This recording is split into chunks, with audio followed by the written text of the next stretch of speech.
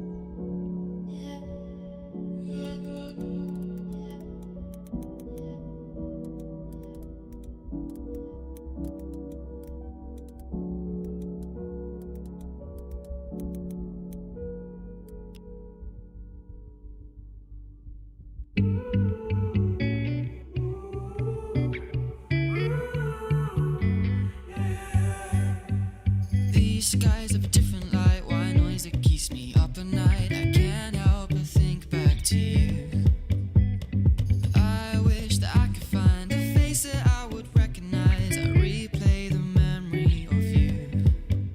It's been hard, you know I wanted to stay, caught us off guard, but there was no other way. Did you wait? 'Cause I've been counting the days, and I'm calling to say I'm coming home to you. I'm coming home to you. I'm coming home to you. And I know that it's hard with you, but I'm coming home. Hold on to my embrace, this time I promise it won't break. I'm hoping that things haven't changed. Life took us far apart, but it never took away my heart. Have you been holding it safe?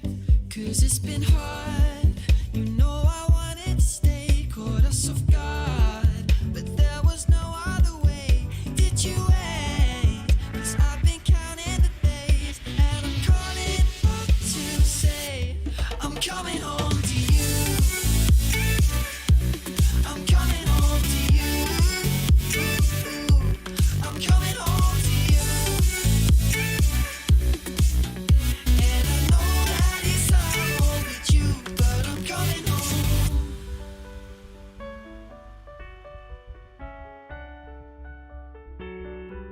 I'm coming home.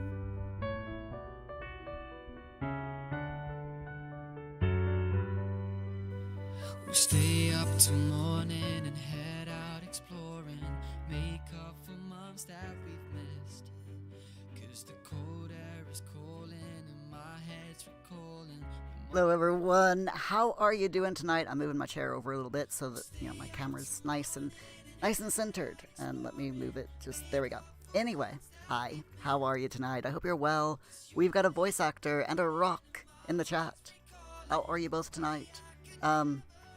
It's Friday. Did you know it's Friday? It's definitely Friday. And I had McDonald's for supper tonight.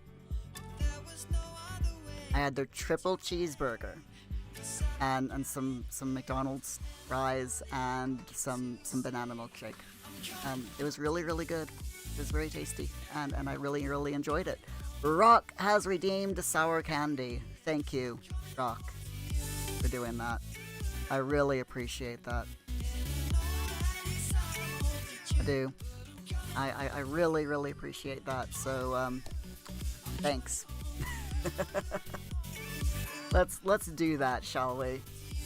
What sour candy will we be eating tonight? Well, we got these smog balls that need to be eaten. So, let's do that.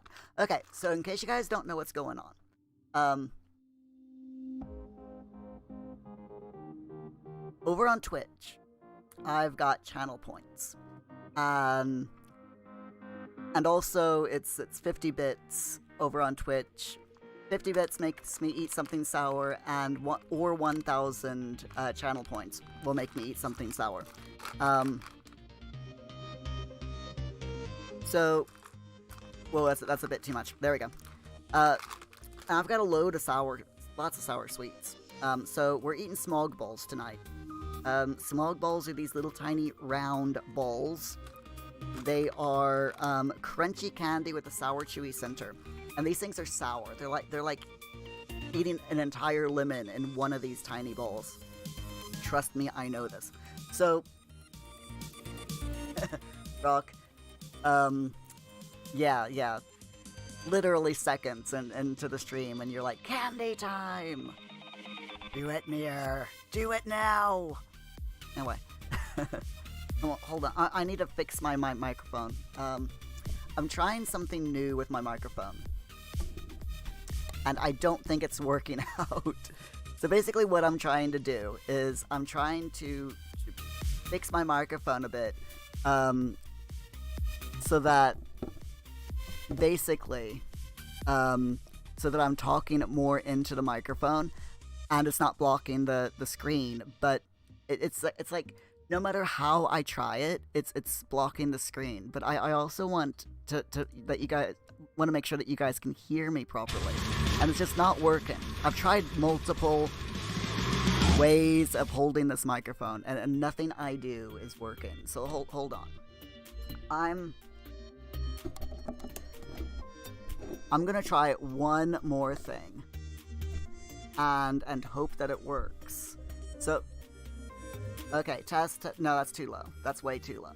And it's way above my head, and it looks really weird. So we're not doing that. So yeah, if I put it down here, the microphone seems to be. No, it's still too low. It's like. It's really stupid, this microphone. It's driving me completely up the wall.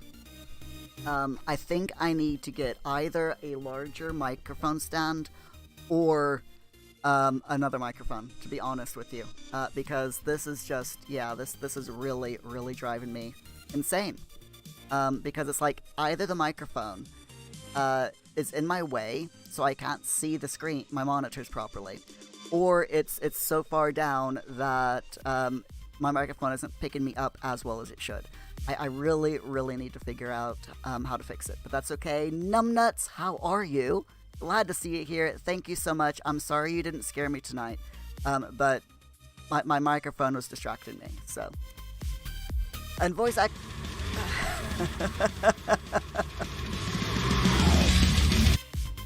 You had to try again, didn't you? And that did startle me a little bit, so congrats. But how are you, Numbnuts? I hope you're well. And voice actor, you're doing good. You just found out if you want to watch Brightman's signing, you'll have to either stay up Saturday night or wake up before 4 a.m. on Sunday. Ooh.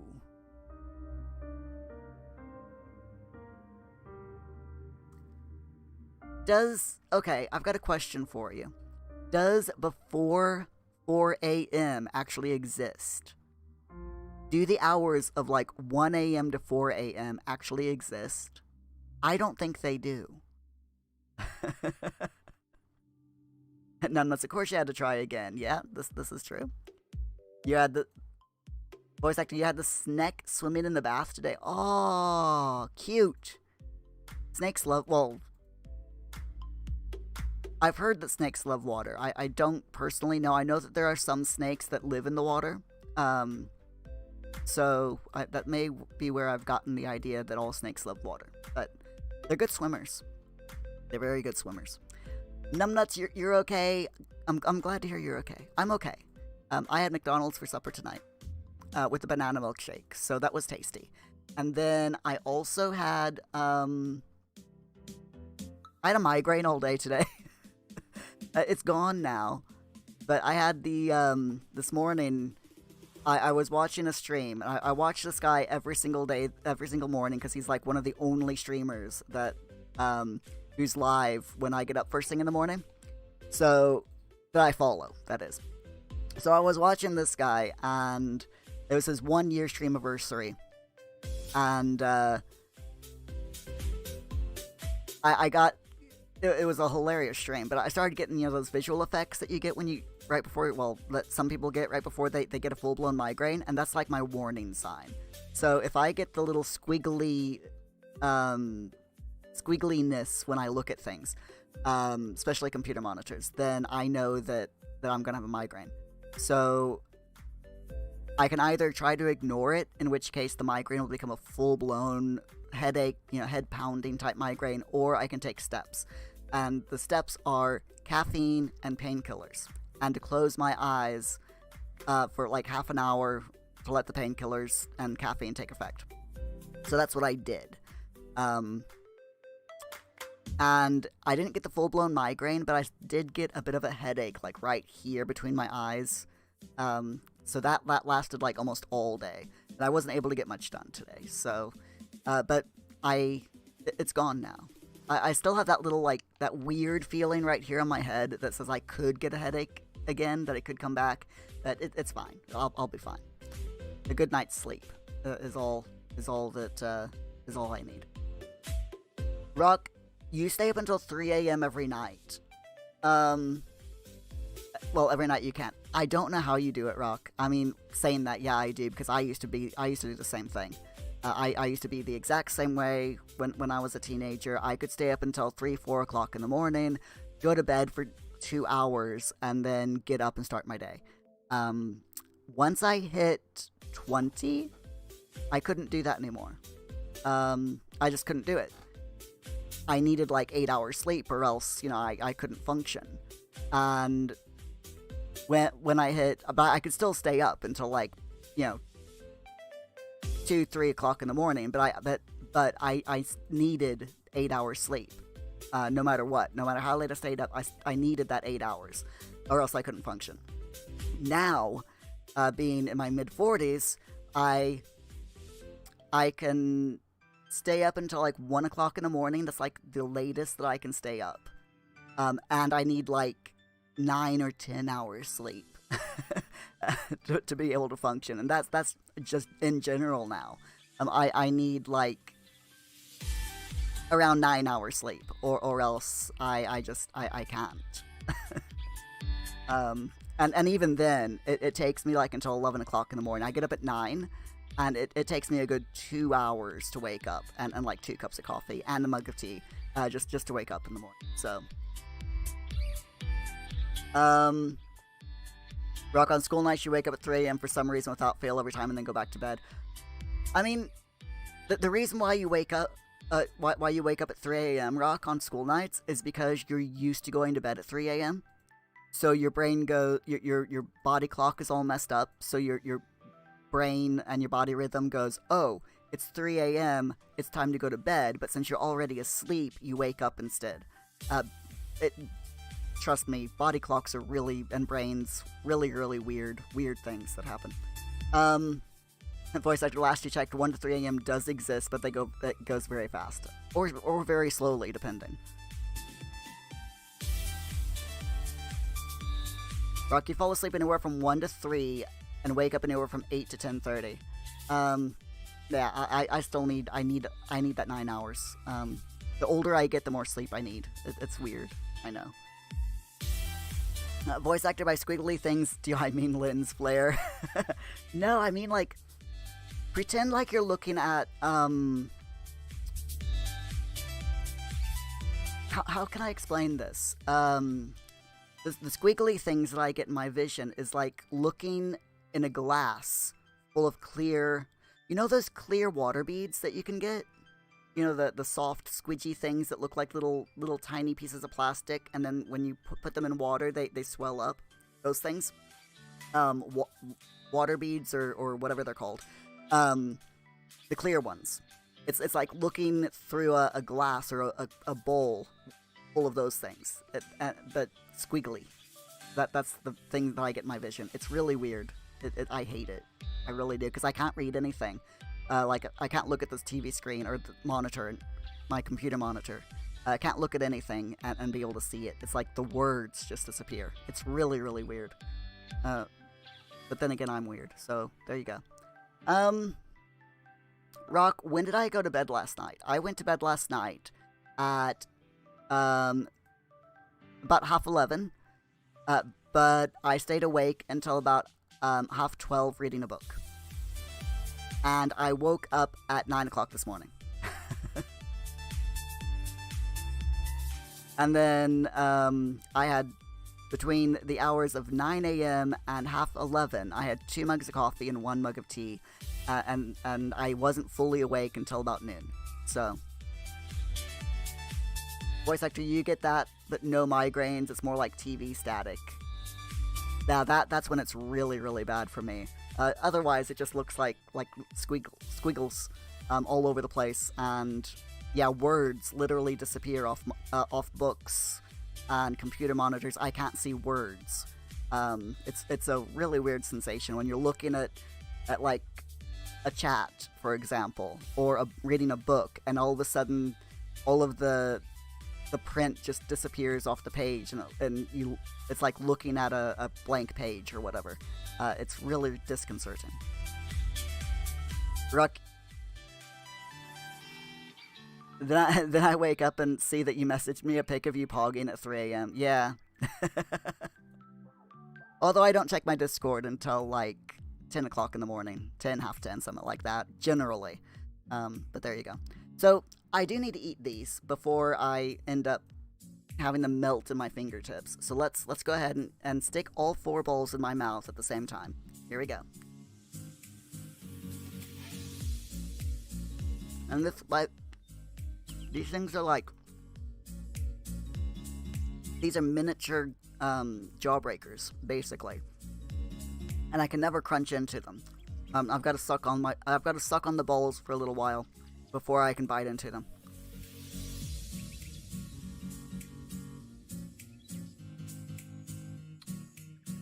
So give me one moment, please. And the thing with these smog balls is they're really sweet at first. Once I bite into these, the sourness, because the sourness is all in the middle of these, and you'll be able to tell once I reach the center of these. Trust me on this. Oh, here we go.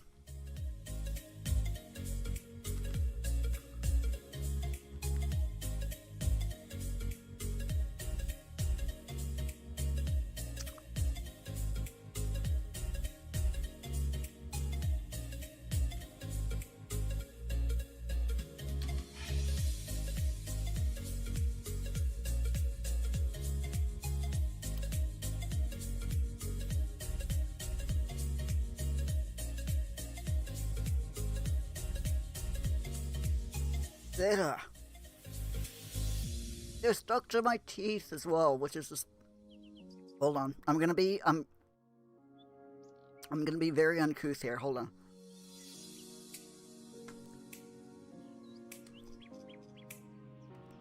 There we go. Oh, sour. Okay. Rock. Funny mirror face. To show you how sour that was. I don't know if you could tell that that was sour. My eyes were actually watering eating that. That's how sour they were. They're not as sour as the Warheads candy. The ones I had on Wednesday night. Or that one that I had on Wednesday night. No, these are not nearly as sour as the Warheads. The Warheads are like super sour. These are just like eating a lemon. So they're sour, but the sweetness on the outside kind of balances out the sour on the inside. So they're not that bad. Those Warheads though, those Warheads are the worst for sourness. There's still a few things in the box that I haven't tried yet. I mean, we've got lots of Warheads. But there's also these, the Big Sour Zappers Mega Gum that I haven't tried yet. So we're gonna eventually we'll get to those. Rock, I look so different without glasses. Yeah, I do. They work. But yeah, I got a text message. Speaking of, I can't see without my glasses, by the way. Literally. I wish that you guys could see what I see without my glasses. Because it's really, my eyesight is that bad. So just to show you, or give you an idea, without my glasses, my monitor that has the chat on it is about 2 feet in front of my face. Okay, it's on the whoops, sorry, it's on this side. My monitor is on this side. So looking at the chat from 2 feet away without my glasses, all I see is colors, just lines of colors. I see green, which is Rock's name, and I see red, which is voice actor's name, and then I see white, which is what you guys are saying, and then like yellow, which is like all the emotes. That is literally all I can see. It's just lines of color. I can't read anything on my screen at all. And that's from 2 feet away. With my glasses on, of course, I can read everything. I got a text message yesterday saying that I'm overdue for my eye appointment. It doesn't seem like it's been 2 years since my last eye appointment, but evidently it has. I could swear that it's only been a year. But then again, they might have put on the books that they need to see me in a year because of the fact that I'm wearing varifocals now, which is like, varifocals are like trifocals, only there's no line. So like, I mean, you can see my glasses here. Yeah, there's no discernible line, but they're made in such a way that the top of my lenses are to see far away, and the bottom of the lenses are like reading glasses, and then the middle is for when I'm at my computer. So I love my glasses. These are like really, really good glasses. I absolutely love them.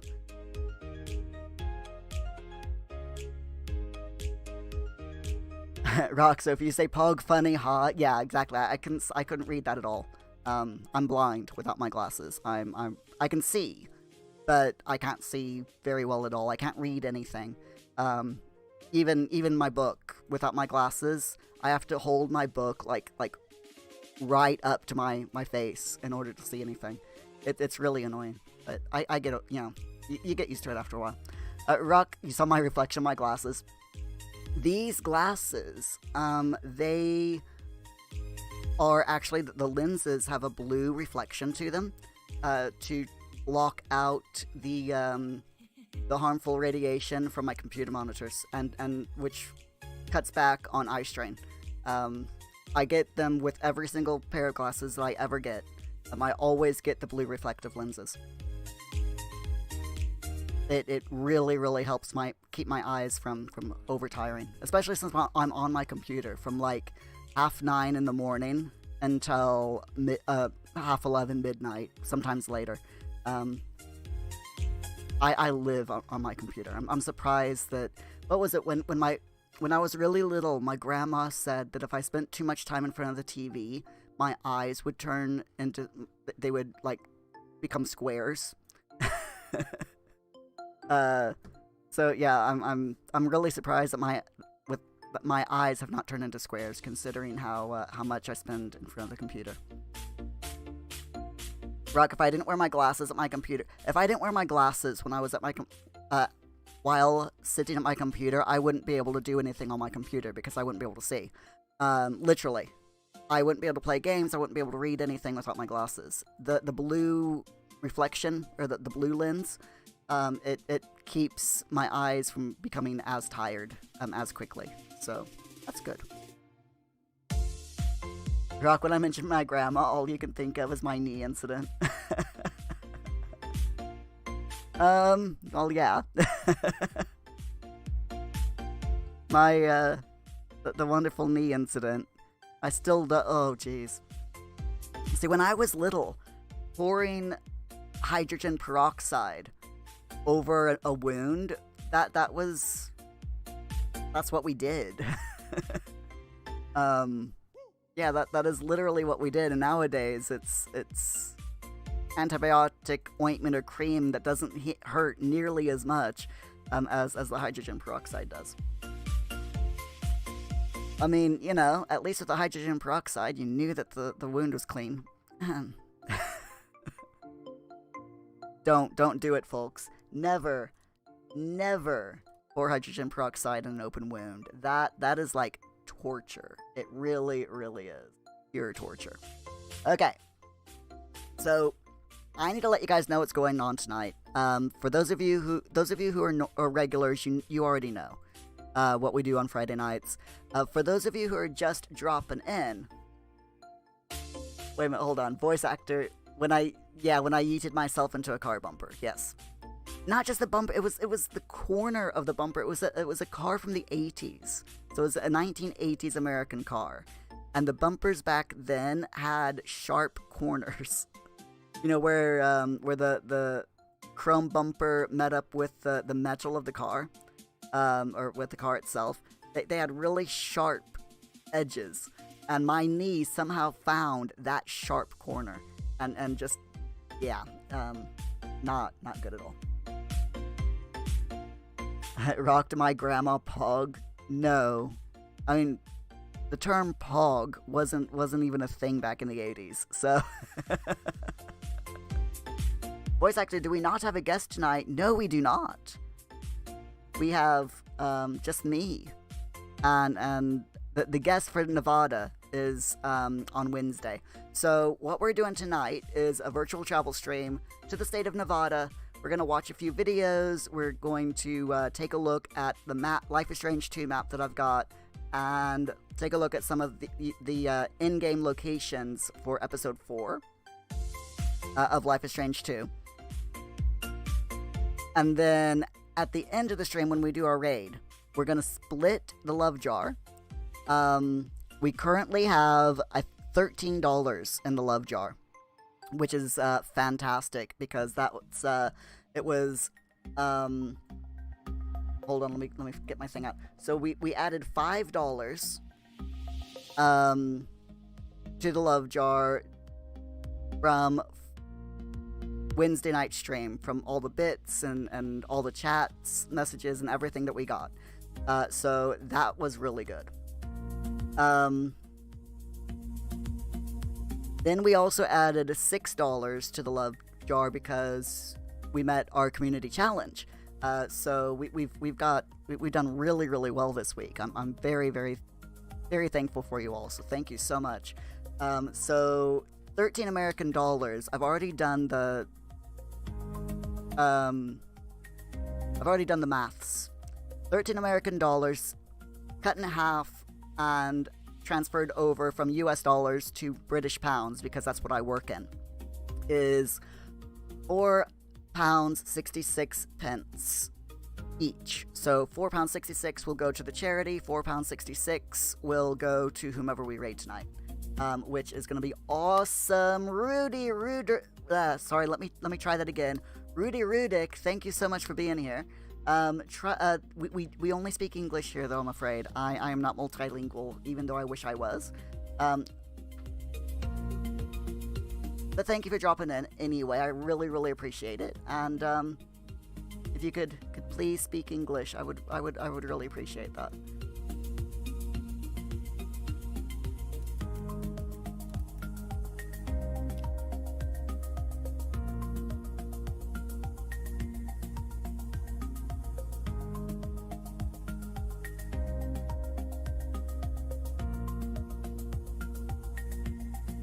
But just reading, or just checking out Google Translate, I'm glad you like my jeans.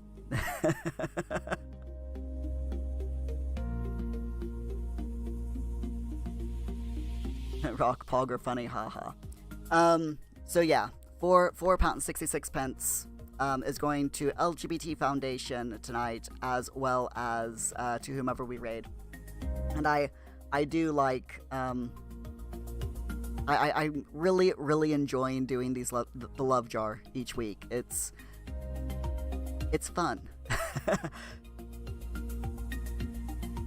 They like my jeans. According to Google Translate, and you know how perfect Google Translate is, yes?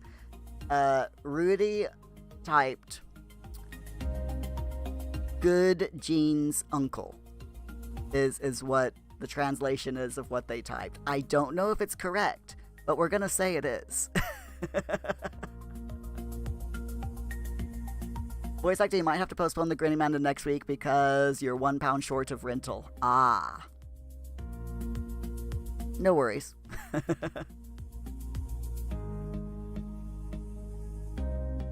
Don't you hate it when you're like you're just a little bit short of buying something that you want or what, getting something that you wanted?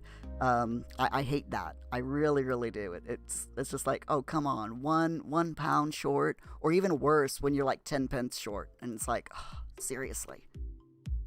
Does anyone have 10p I can borrow? So annoying. Okay. So yeah, that's what's happening tonight, is virtual travel to Nevada, followed by charity donation and our Spread the Love coffee raid. I'm not quite sure who we're going to raid tonight. Like I said, I always have a list. So if anyone, I always have a list that we go by. But if any of you guys have anyone in mind that you think is really deserving of an uplifting good start to the weekend, someone who's like down on their luck or really struggling with depression or monetarily or whatever, and anyone we can help brighten their day a little bit, please let me know, and if they're streaming, we'll consider them, obviously. So that's what's happening tonight. Next week is Monday. We're going from Nevada to Arizona, I think. Checking out episode 5. We're going to be going into episode 5 next week of Life is Strange 2. Virtual traveling, that is. So Arizona and Mexico is next week. And also on Wednesday, we've got a special guest of Bedtime Games TV. They're a husband and wife team. They live in Nevada. So we're visiting Nevada kind of twice. Once tonight and then once on Wednesday. I'm really enjoying having all of these special guests. What do you guys think? Do you like the special guests that we're having on Wednesdays this month? I really like it. It adds a little bit of extra flavor and just differentness, I think, to the show. And I'm hoping to be able to get more guests in for our next virtual travel streams as well. So what we're going to be doing after this month, and I might as well tell you guys tonight because I'm in a very talkative mood for some reason. I don't know why, but I am. Voice actor, yes, you like it. Oh, that's cool. I'm glad you like all the special guests. So yeah, next month in April, we're starting off the month by playing Hand of Fate 2, which is a adventure RPG card game. It's a digital version, basically, of a proper tabletop board game. It's a great game. I love the tabletop version. The PC version, the digital version, is interesting because you actually have to fight instead of just rolling dice. You actually have to fight against the enemies, which I like. It's definitely different. So we're going to be playing that for at least a week. Possibly 2 weeks. I'm not sure. We'll play it by ear. So we'll play it for at least a week and see how it goes, and I might extend it to 2 weeks. But after we finish that, I'll be moving on to Vampire. It's VAMPYR,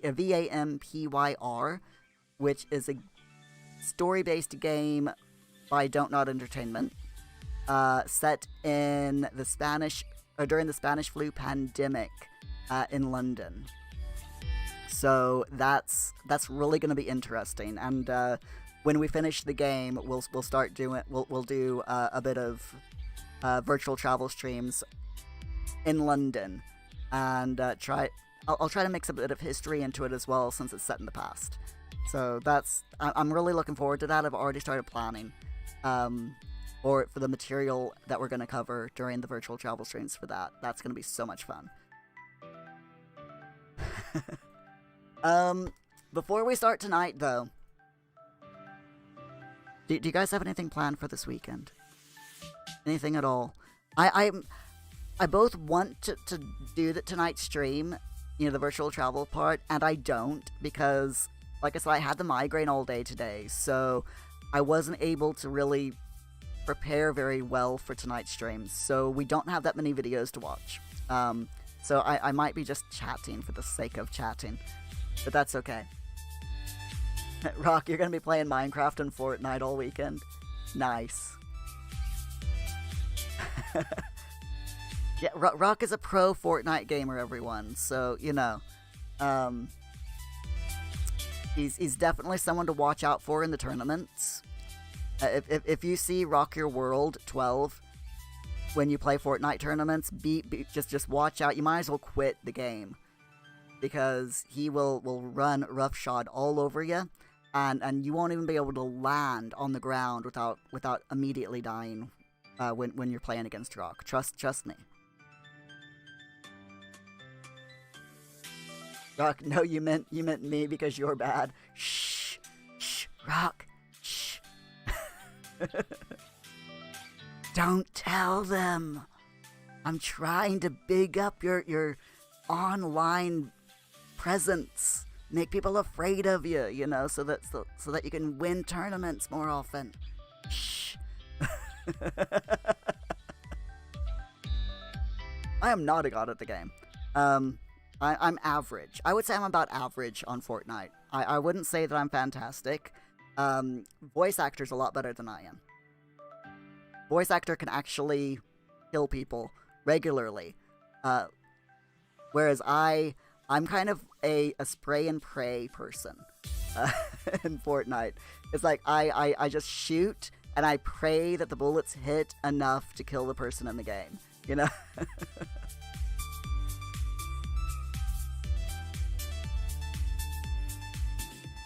I'm really good at hiding in Fortnite, though. That is my strength. I'm pretty good at hiding. As long as I, like, sneak around and hide in the game, I can. That's when I get up to, like, top 5. I can easily get up to top 5 if I just sneak around and hide. Easily. Very, very easily. So what am I got planned for this weekend? I don't think I've got much planned for this weekend.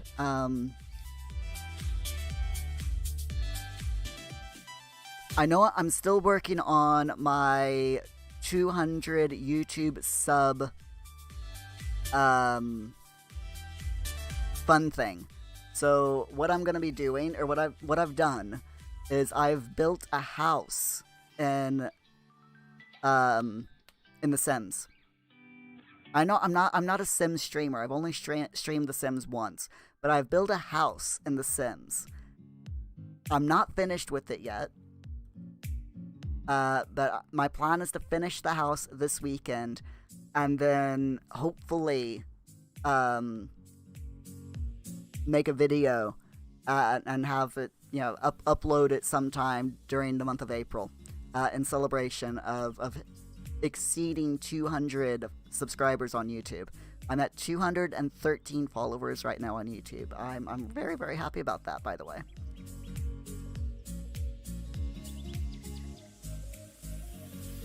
Voice actor, all you heard was me calling you a murderer, but then you saw Fortnite in the chat. Rock. Yeah, I called voice. I said voice actor's really good at killing people. In Fortnite. not IRL, because that would be against the law. Oh dear, oh dear. Okay. Brain. What was I doing? I can't remember. So, oh yeah. Just as a reminder to you guys,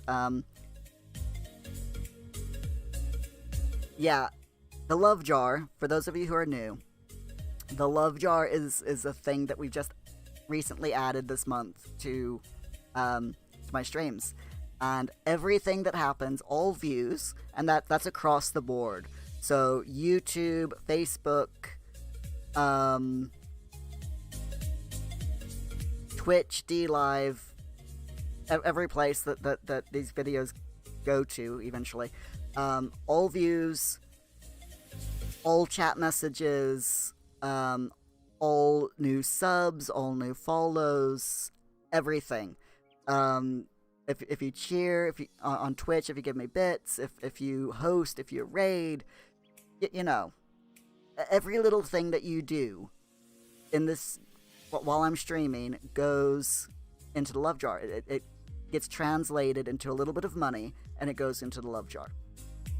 And I update that after every single stream, so it all adds up. It really does.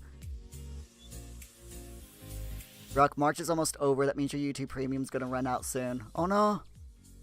No, not the YouTube Premium. Wait, what's YouTube Premium? Oh, the free trial so you don't get ads. That thing. I don't have YouTube Premium. I don't like YouTube Premium.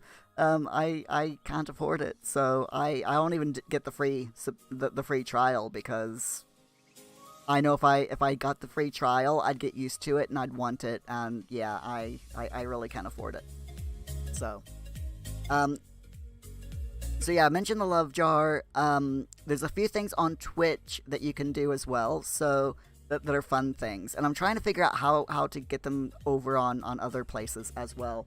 But for now, it's only on Twitch. So if you cheer 50 bits, or you redeem your Twitch channel points, it's 1,000 channel points, that will make me eat something sour.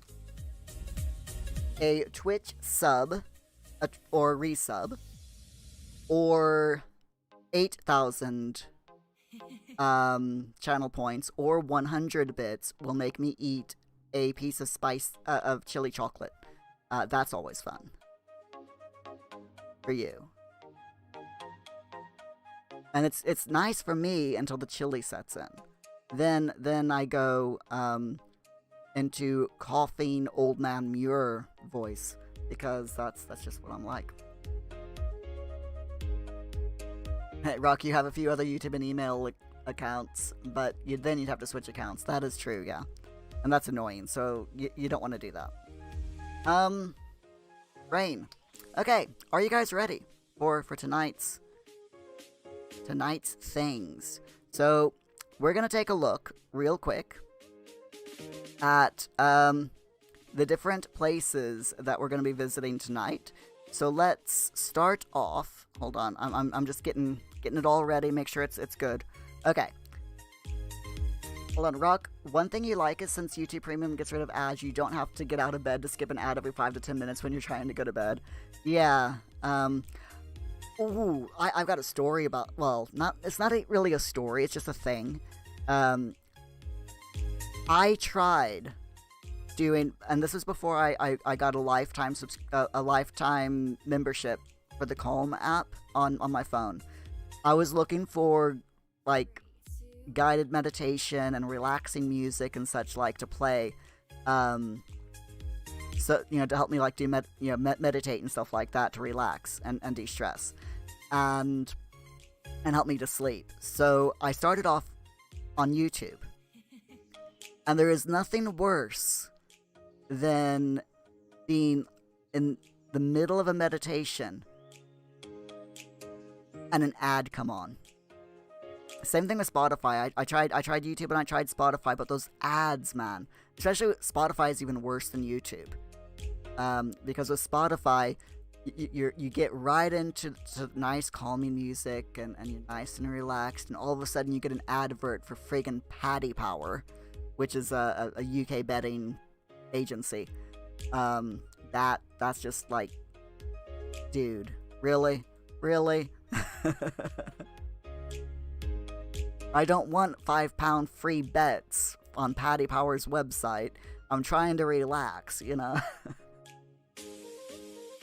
Rocky, have Spotify Premium until Halloween. I actually got a Spotify Premium free trial a while back. and I did like it, but not enough to... I didn't actually use Spotify enough to warrant me paying for a premium. I barely use Spotify. I think I'll use Spotify for like a week, and then I'll stop using it because it annoys me. I would just rather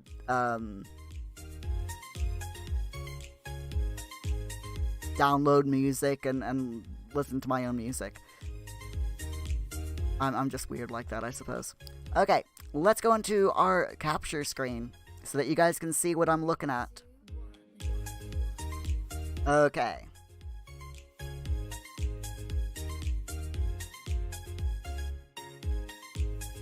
Voice actor your music teacher's band is on Spotify. Oh, cool. I know actually a lot of people that I know that are musicians. They're all on Spotify. But yet, at the same time, a lot of the people that I know who are musicians, who are on Spotify, also have YouTube channels. So, I always tell people, you know, yo, if you do anything, get yourself a YouTube channel. Because there are a lot of people who will watch you sing on YouTube, where they won't go to, you know, they won't use Spotify. So people will be more likely to use YouTube than Spotify. It's the same thing with like Twitch. I always tell people, you know, if you've got a webcam, and no matter, you know, if you do computer programming or design or music or whatever, you know, go to Twitch or one of the other streaming sites because people will watch it.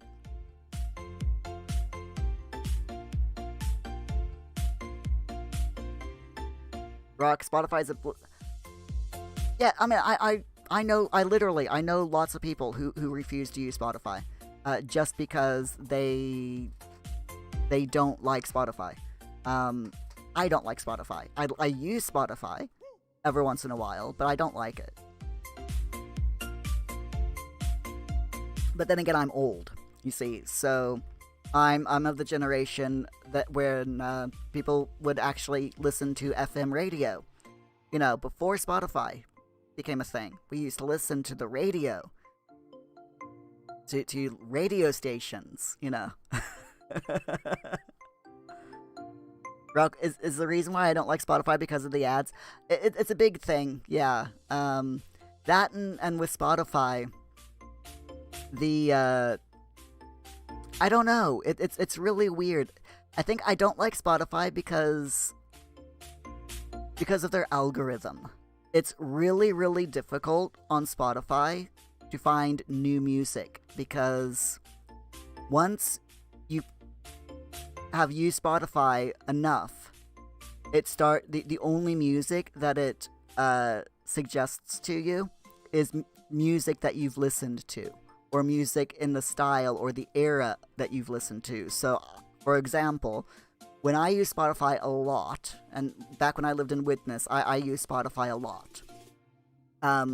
I listened to predominantly 80s and 90s music, with a little bit of modern music thrown in.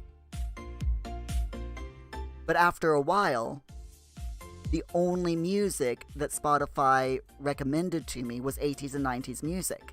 And even when I searched for new music, it would put specific, you know, like modern music, a modern pop. It would put that music, the song that I was looking for, way at the bottom of the search list. And it would put all 80s and 90s music that was similar to the title at the top. And it's just so really, really annoyed me because it's like Spotify is saying, no, you will only listen to this music because we know you like this music, so this is the only music that you will listen to from now until the day you die. And it just rubbed me the wrong way. So, yeah, I just didn't like it much. I don't like it much just because of that. YouTube is not as bad because at least with YouTube, I can search Lady Gaga and whatever song of Lady Gaga Sour Candy, and it will come up Lady Gaga Sour Candy, like at the top. And Spotify, it's like Oh, you searched for Lady Gaga Sour Candy. Here is someone from South Korea singing a song that's similar to it, but not quite exactly like it. Or, oh, here's a song from the 90s that has the word candy in it. It's a royal pain in the neck, I'm telling you. Okay, boomer. Rock, you don't search for new music most of the time, but when you do, there's no problems. It's technology. Me and technology, we don't like each other. I swear to God. Technology hates me for some reason. I have no idea why, but there you go. Okay. Let's get into tonight's stream, shall we? Tonight's program. So, Life is Strange 2. We played Life is Strange 2 back in February. We played it all the way through. Great game. Highly recommend. If you've never heard of it, where have you been? Yeah. Highly recommend the entire Life is Strange universe series. Start with Before the Storm, then play Life is Strange 1, then The Awesome Adventures of Captain Spirit, then Life is Strange 2. Life is Strange True Colors is coming out in September, by the way. And, yeah, exactly, Rock. We will actually, at the end of tonight's stream, we're going to look at the trailer for Life is Strange True Colors. People are calling it Life is Strange 3, but it's not.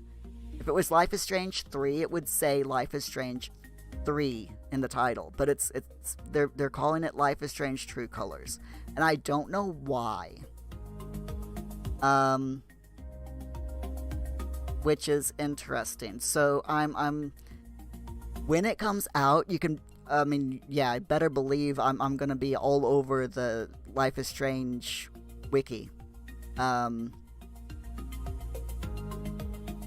seeing what the major fans come up with, because you know for a fact that when the game drops on the 10th of September of this year, there are going to be people who play all the way through the game in one day.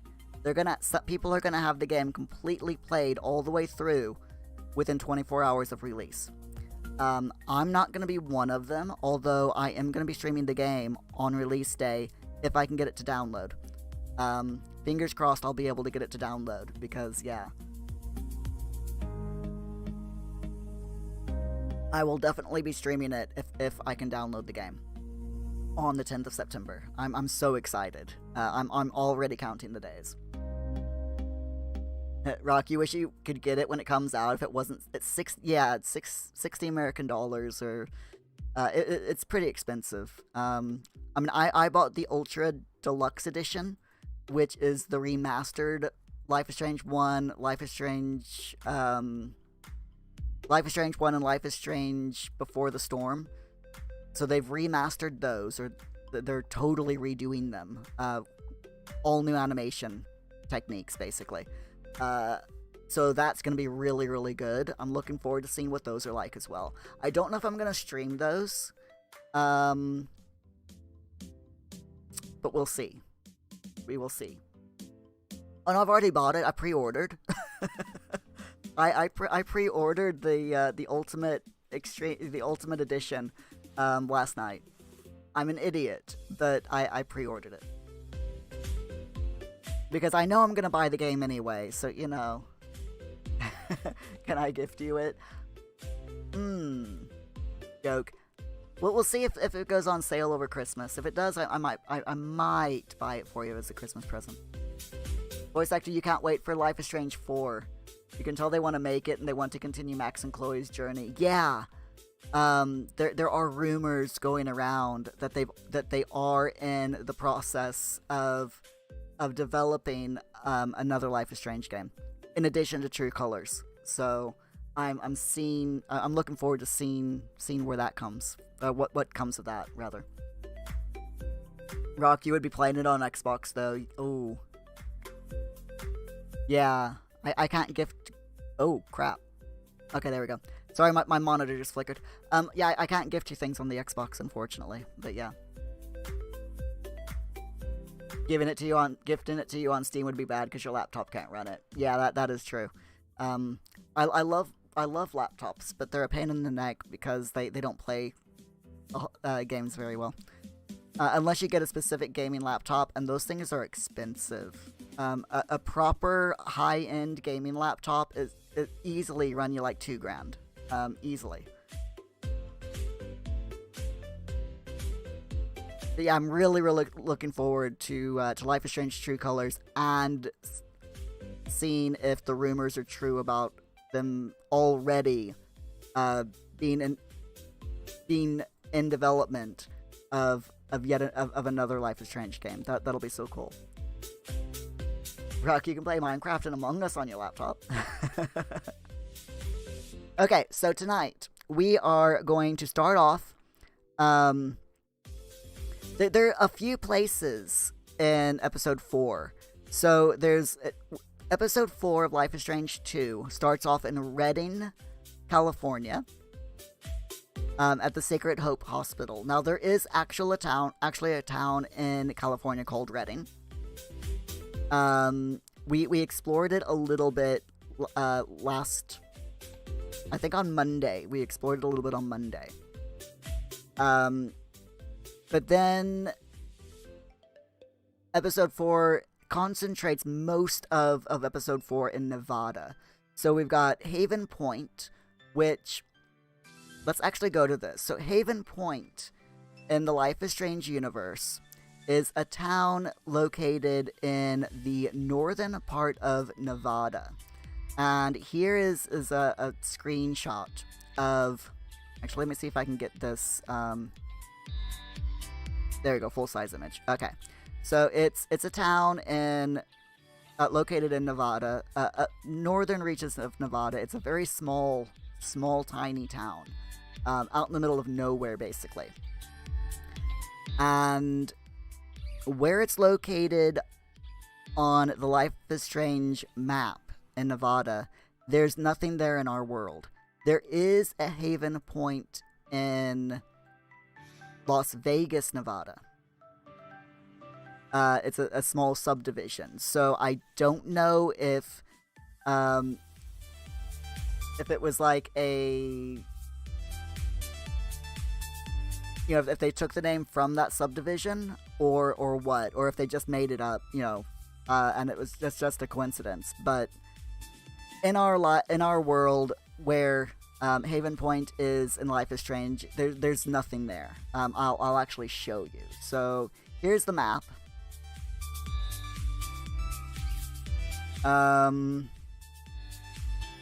Haven Point. Here we go. So here is the map of Nevada. And this cross here, I'll zoom in, is in northern Nevada up near Black Rock Desert. And in the Jackson Mountains range. And there is literally, there's nothing here, as you can see. It's literally right in the middle of the mountain range, and there's nothing.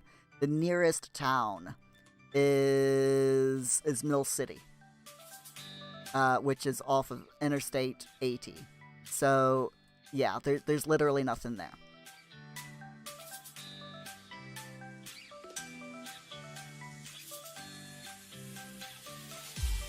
Rock, you're gonna see if there's a timeline for True Colors yet. Yeah, I'm not even sure what year it is. I want to say that when I was watching Square Enix Presents last night, I want to say that they just mentioned that it was set before Life is Strange 1. But I'm not certain if they actually said that or not, because if they said it was literally just a very brief mention. We might actually, I might actually go to the VOD tonight and take a look. And we can watch the entire Life is Strange portion of the VOD. And Rock, yeah, Steph from Before the Storm is in, I believe Steph, yeah, is in True Colors. And that's what makes me think is that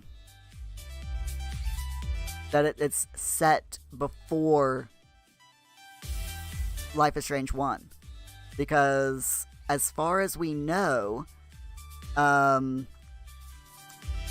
Steph may or may not have died in Life is Strange 1, because she was in both Life is Strange Before the Storm and Life is Strange 1, right? I want to say she was, because she was still a student when Max was there. At least I'm pretty sure she was. So either I'm mistaken and Steph was only in Before the Storm and quit going to, or moved out of Arcadia Bay before Life is Strange 1 was, before that timeline. Or they're making it canon that she survived Life is Strange 1.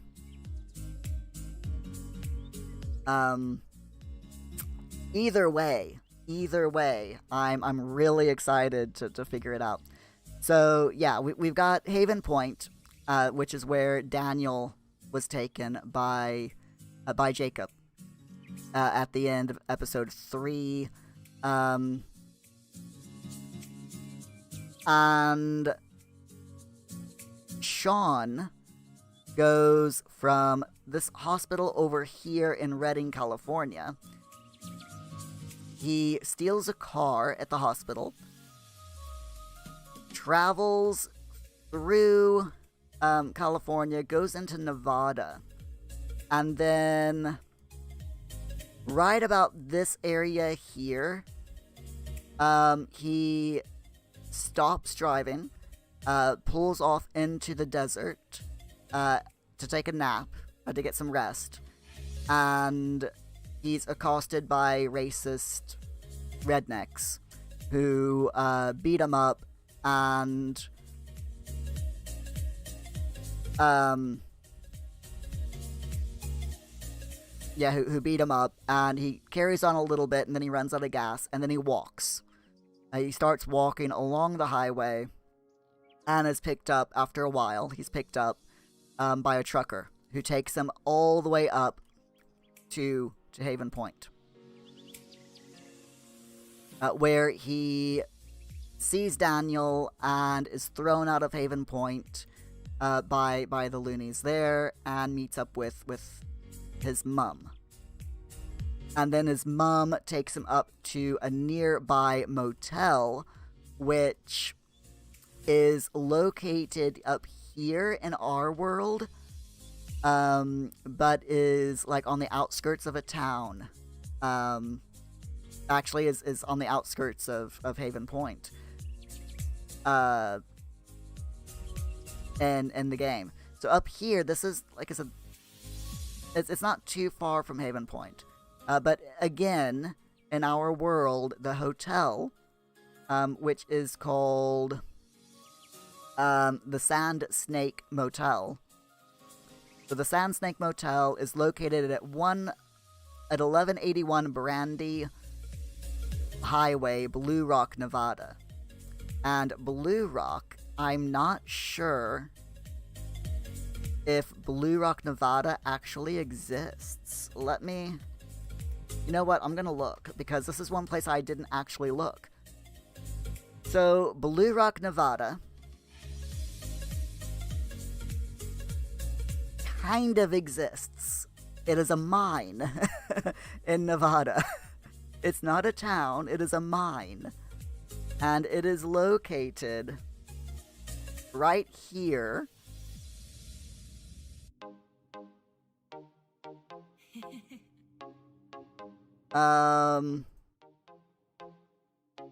Yeah, it's located nowhere near where Blue Rock is located in Life is Strange 2 universe. So Blue Rock, the hotel is located here, where they stay, in Blue Rock, Nevada. The actual Blue Rock, Nevada is a mine and is located over here. So that's interesting. So we've got up here is where the motel is, and Blue Rock is in Life is Strange universe, and then down here is where it actually is. So there you go.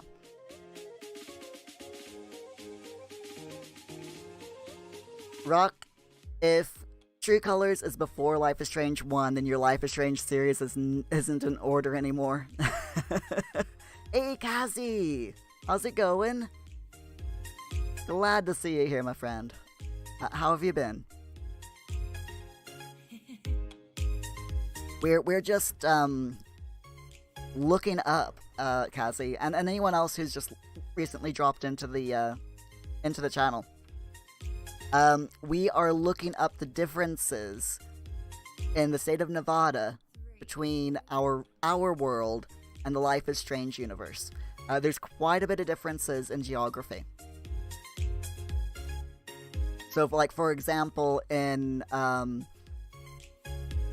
episode 4, which is what we're exploring right now, in episode 4, Daniel is taken to a town called Haven Point in Nevada, which is located up here near the Jackson Mountains and the Black Rock Desert park here.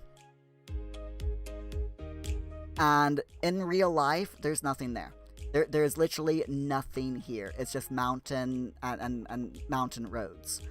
The real Haven Point is located in a subdivision all the way down here in Las Vegas.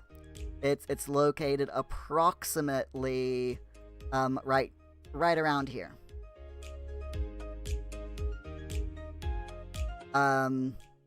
It's a very, very small subdivision in southernish Las Vegas.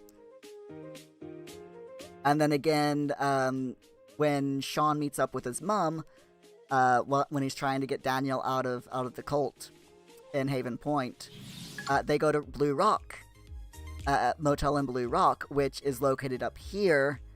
But in reality, Blue Rock is not a town. It is a gold mine that is located way down here near Highway 306. I love differences in games like this.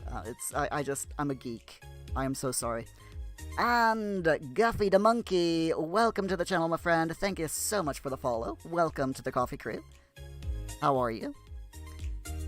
And Kazi, you're doing fine. Oh, glad to hear it. I'm just fine, thank you. I had a migraine all day today, but I'm better now. I no longer have a migraine, but due to the fact that I was low energy all day, and I am now headache-free, my energy levels are like way up here, so I'm a regular chatterbox tonight. I do apologize, especially if I'm talking a little bit fast.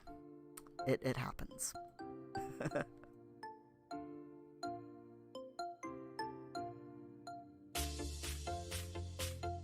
Another drink of Pepsi. So, Kazi, you had that yesterday, a migraine. Yeah, I don't get them very often. I used to get them like once a week. Then I realized that they were being caused by headphones. So, anything that goes across my head, or over the top of my head, gives me migraines. The top of my head cannot handle pressure. Even hats give me migraines after a while. So, I got rid of my headphones, and I bought these instead, which slot over the ear. And I'm absolutely fine with these. They don't bother me at all. I don't get migraines with these anymore. But every so often, I get migraines. And today it started with the squiggly vision. So it's like the text on my computer monitors or on the book that I was trying to read.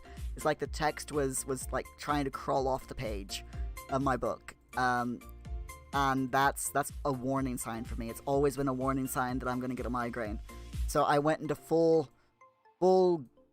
migraine prevention mode, which is 1,000 milligrams of paracetamol, a heap load of caffeine, a neck massage courtesy of this thing behind me, and resting my eyes for about 30 minutes or so, which got rid of the migraine, but I still had a headache, like right here in the middle of my forehead all day, which really dropped my energy level. I couldn't do anything more than, for a couple of minutes, or else the headache grew in intensity, so I just took it easy today. Aw, you like the longer hair? Thank you, Kazi. I need to cut it. I like having the hair long on top, but it's starting to tickle my ears. It's getting a little bit too long on the sides, so I need to cut my hair again. Usually what I do is I'll do like a number 2 on the sides and in the back, and then along the top I'll just, when it gets to a certain length, I take a clip, I brush my hair all up like this, so that we got that nice part there on the side, brush it all up, clip it, and then shave everything else as a number 2 or a number 3. And then let the top grow until it gets so long that it's bothering me. And then I shave it and just start all over again. So, cute AF. Aw, thank you. I appreciate that. My cat is using her plinth next to my desk for once, by the way, everyone. I mean, this is a cause for celebration, because this is something that she's usually right in front of my computer keyboard, which is annoying, but she is right there. And now that I point the camera at her, she's gonna come up on the desk because she's a little turd, aren't you, Felix? Yes. Yes, you are. You're a little turd. And I love you because you're an adorable kitty. Oh, now she's gone back to her little plinth. Okay. Cassie, it's a good technique. Your boyfriend does that as well. You only help with the back of his head. I have a mirror that I use when I cut my hair to try to get the back of my hair to look good-ish. But normally what I do is I'll do it myself, and then I'll ask my partner to, like, make sure that I don't have any huge bald spots in the back of my head, or that it's not, like, completely uneven. And then he'll, like, even it up for me, or try to camouflage any bald spots. Felix is a good kitty, by the way. I love my cat. She's absolutely a sweetheart. Here, I'll move the camera down a bit so you guys can see her. Until she goes away again. She doesn't like the camera next to her, or looking at her. I don't know why. Every time I point the camera at her, she walks away, and as soon as I move the camera back up, she goes right back to where she was. She's such a dork, but I love her. Oh! Felix, please don't fall off my desk, because that usually ends up in me being a claw cushion. I don't like being a pincushion with your claws, because your claws are sharp. I need to trim her claws. She will not let me trim her claws.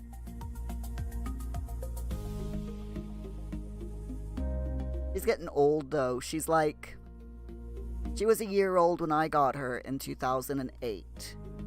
So that makes her 2009, 2010, 2011. That makes her nearly 14 years old now. So she's getting up there in age.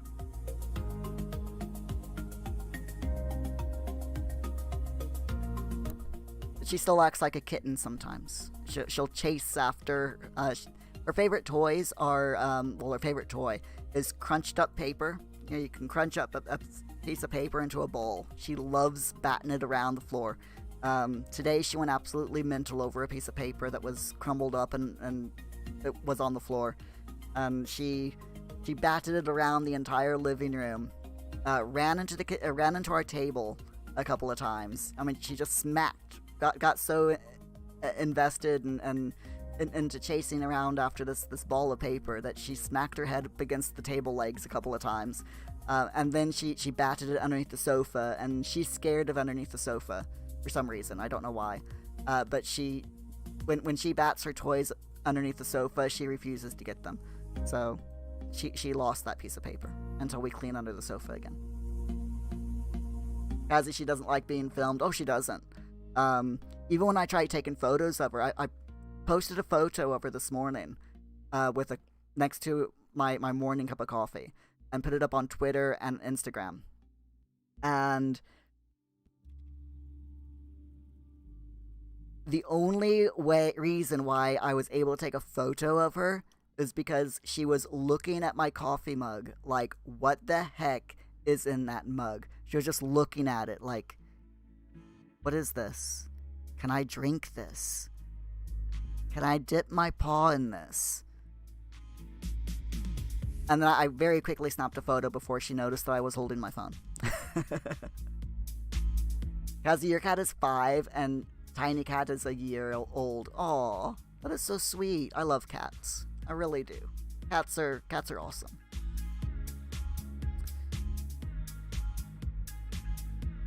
So that is basically what we're taking a look at tonight. So Nevada is beautiful. Both in Life is Strange 2 and outside of Life is, and in our world. Nevada is an absolutely gorgeous state. Like I said, the geography doesn't quite match up. Wait, what am I saying? The geography doesn't match up at all. But they're still both very pretty. So we're going to take a look at a few videos tonight, just exploring some of the different areas that are around the path that Sean took. So, like I said, Sean went through Nevada. He started off over here in California, and then he drove along Interstate, ended up along Interstate 80. So this is where I concentrated my searches when I was looking at videos earlier. So we're going to take a look at Pyramid Lake, which is actually located in the Paiute Reservation, which is, and there's loads of Native American lore attached to Pyramid Lake. It's so wonderful. Then we're going to be taking a look at the town of Lovelock, which is tons of history in this little bitty tiny town. Literally just so much history in this one little tiny town. It's amazing. And then we're going up here. We're going to take a look at a little bit about Imlay and Star Peak, which again, very, very significant in Native American history.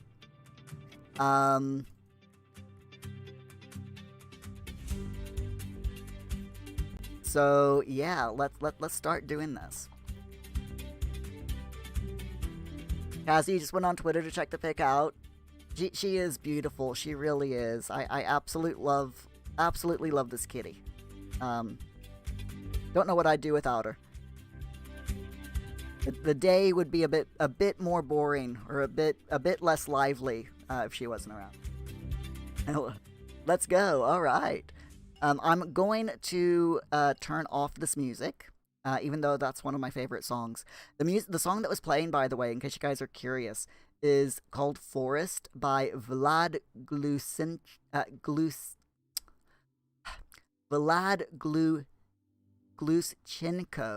Sorry, I'm horrible at pronunciation. So Vlad Gluschenko. The song is Forest. You can find it on YouTube. It's a free to play, free use, copyright free music. It's just a really, really nice little song. Okay, so we're gonna start off Pyramid Lake, Nevada. Just as a reminder, Pyramid Lake is right here. And it is called Pyramid Lake because that island right there in the center let me go. There we go. There's an island right in the center of Pyramid Lake that looks like a pyramid.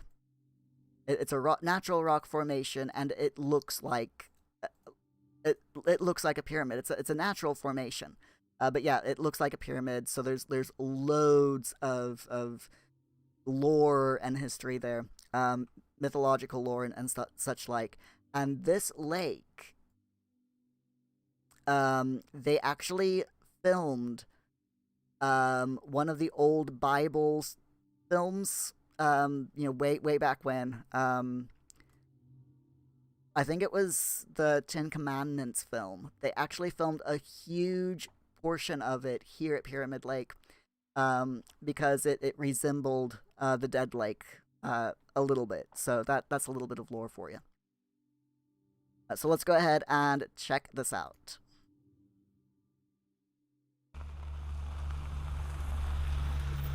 Hey, Chris here. Today I'm going up to Pyramid Lake in northwest Nevada here. It's on the Paiute Tribe Reservation, and it's supposed to be just a beautiful lake. It's out in the desert, and should be a lot of fun.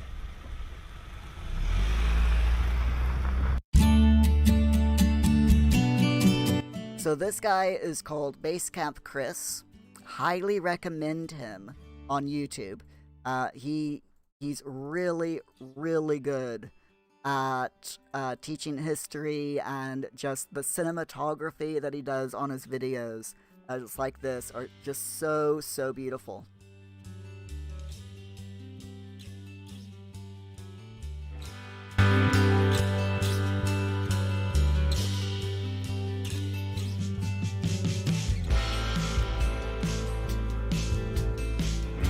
So Sean would have been driving along this path. This is literally what he would have been looking at while he was driving towards Haven Point in Life is Strange 2.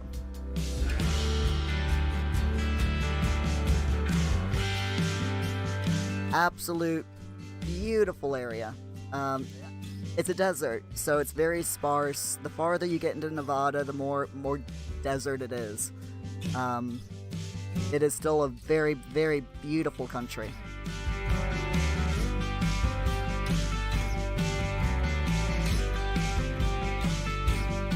I love how the skyline is just mountains in Nevada. It's literally everywhere you look, you just see mountains on the skyline and the horizon. Just so pretty.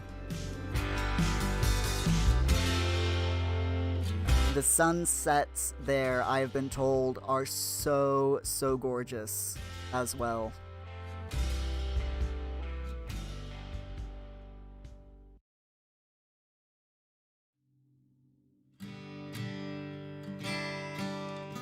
Hazier area is the opposite.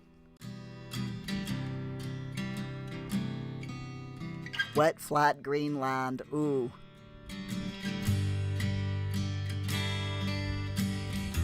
But that holds its own beauty, though.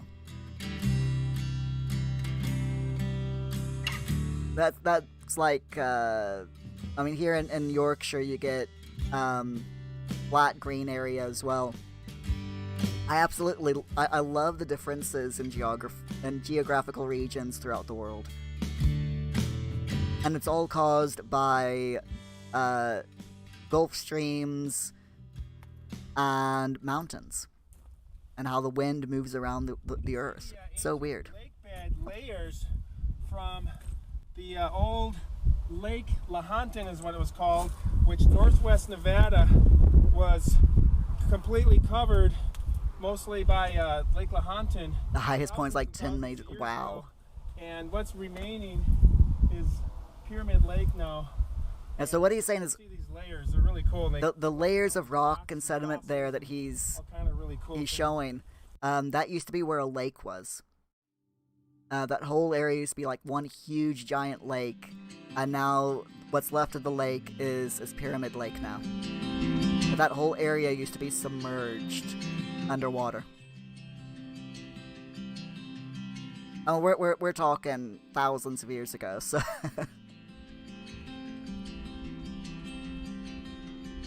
I apologize for turning down the music, but I can't trust that this music is free use.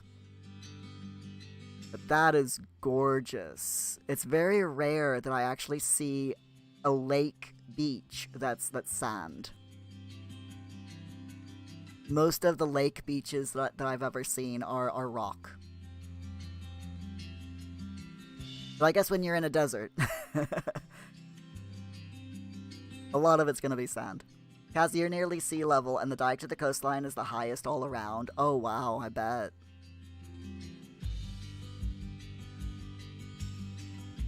I mean, look at that. Oh geez, that is so beautiful.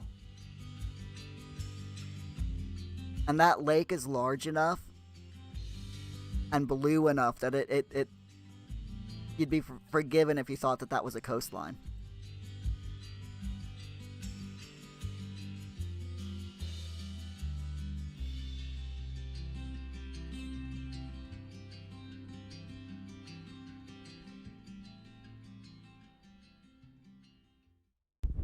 The main source of water for Pyramid Lake here is the Truckee River, and that flows out of Lake Tahoe and flows down the mountain through Reno and then through the desert, and it comes right here into the lake.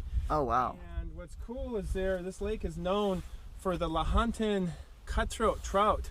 So I am going to be coming back here this summer or next spring, and I'm going to be fishing. So it's a little bit of a big water, but I think I'd have some fun at least giving it a try. Yeah. A lot of the videos that I found on Pyramid Lake on YouTube was fishing videos. This was the only one that I could find where he was actually talking a little bit about the geology. Woo! It is a huge lake, yeah, and he said it's fed by Lake Tahoe. Today I'm on a beach. Via a river that goes through Reno. Yes, sir. That's fun. I like it. I like a little variety. I think I needed some sun this week, or today. It's been kind of cloudy. I've been a really busy week. And if it wasn't for the mountains, I would think that was just a coastal beach. I really would. Those mountains in the distance and the scrub brush kind of give it away that you're in a desert.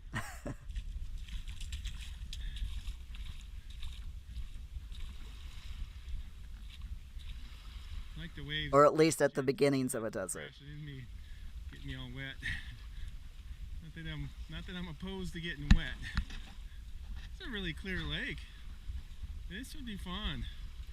What a lot of these fishermen do is they get up on these chairs, these big like high chairs, and they're like fishing platforms. And they bring them out in the water, and I guess you probably can spot the fish from these chairs and stuff.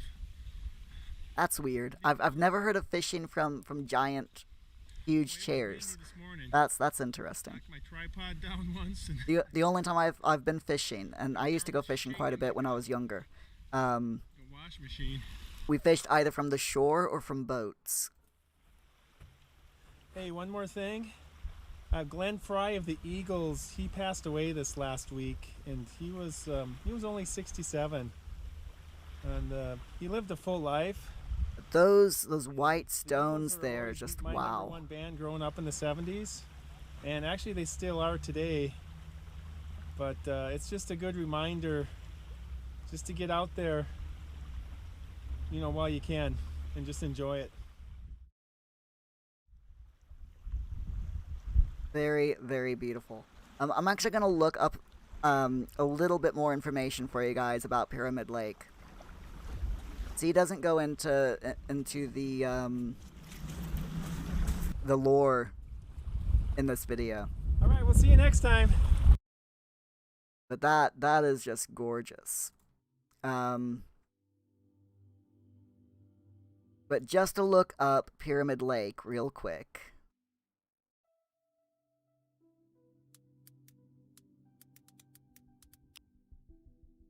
Yeah, thank you.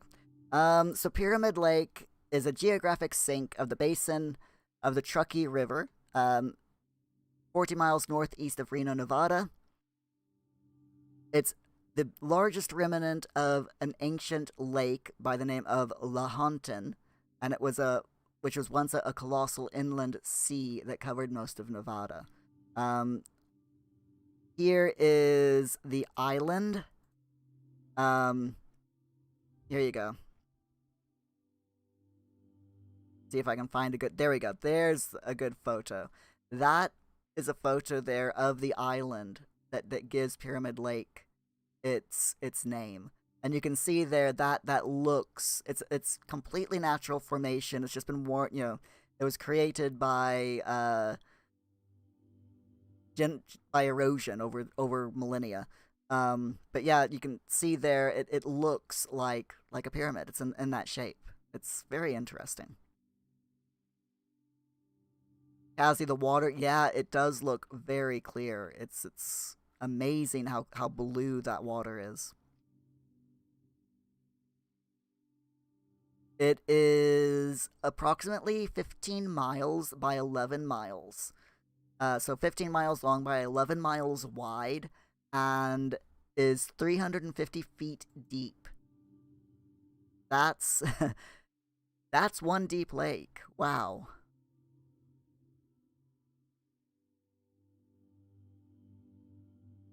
That is a majorly deep lake. That is unreal. 350 feet deep. Dang. I'm just... My mind can't comprehend a lake being that deep. And I mean, I'm from Missouri, USA, and I don't think any of the lakes in Missouri are that deep. I really don't. So,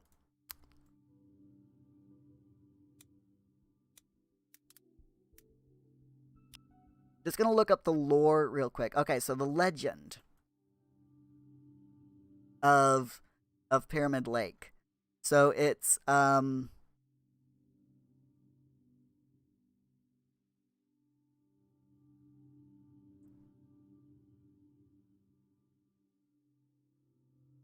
yeah, Pyramid Lake is named for the large rock formation that right there that looks like a huge pyramid. It's so deep that it's basically a drowning trap. So it's that deep that people often, they don't realize how deep it is, and they go swimming, or they go fishing, and they fall into the water, and they sink, and they're unable to swim back to the top before they drown, which is really sad. But it's got some other formations. So it's got this formation here, which is called the Stone Mother. And then there's also another formation that is called Indian Head Rock and Popcorn Rock. So that's the Stone Mother, and you can see there it's the forehead, the eye, the nose, the mouth, and the chin of the Stone Mother. The Indian Head Rock and Popcorn Rock, you can see why it's called Popcorn Rock, because it kind of looks like a piece of popcorn. And there is a lore about this lake, bit of legend, that people who drown in the lake are eaten by water babies, which are mythological creatures that are fish. They're fish, but they look like babies. It's weird.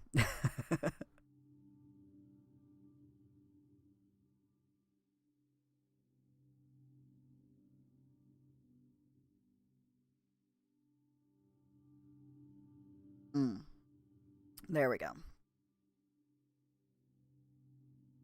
So, and then, yeah, here it says another mystery involves bodies that have allegedly disappeared from the lake and resurfaced in Lake Tahoe, which is a bit weird because the river, it would be understanding for people to drown in Lake Tahoe and have the body wash up in Pyramid Lake, because Lake Tahoe feeds water into Pyramid Lake via a river.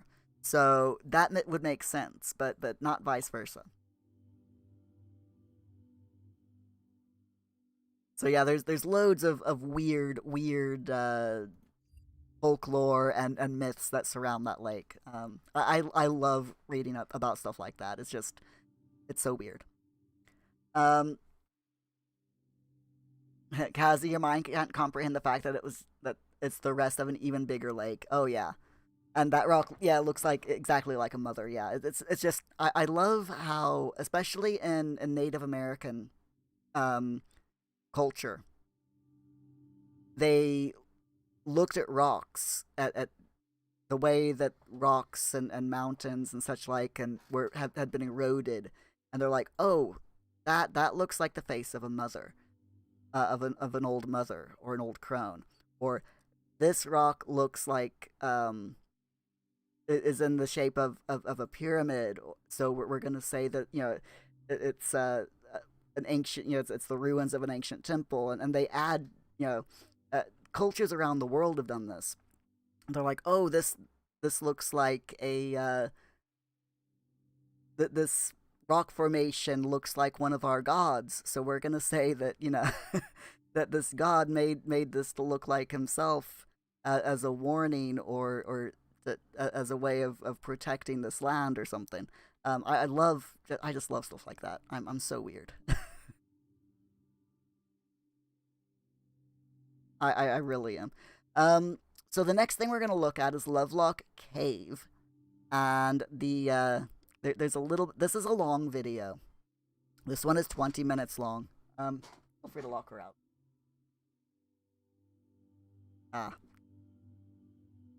Kazi, you love that as well. So yeah, the next video is Lovelock Cave. Let me pause this real quick and I'll backtrack a bit. So this is a long video. The woman who did this video is her YouTube channel is called Burning Sands Exploration, and she delves. She's like me. She likes all the folklore and myths and legend that are attached to places. So she really goes into a lot of detail about Lovelock Cave. But let me show you real quick where Lovelock Cave is.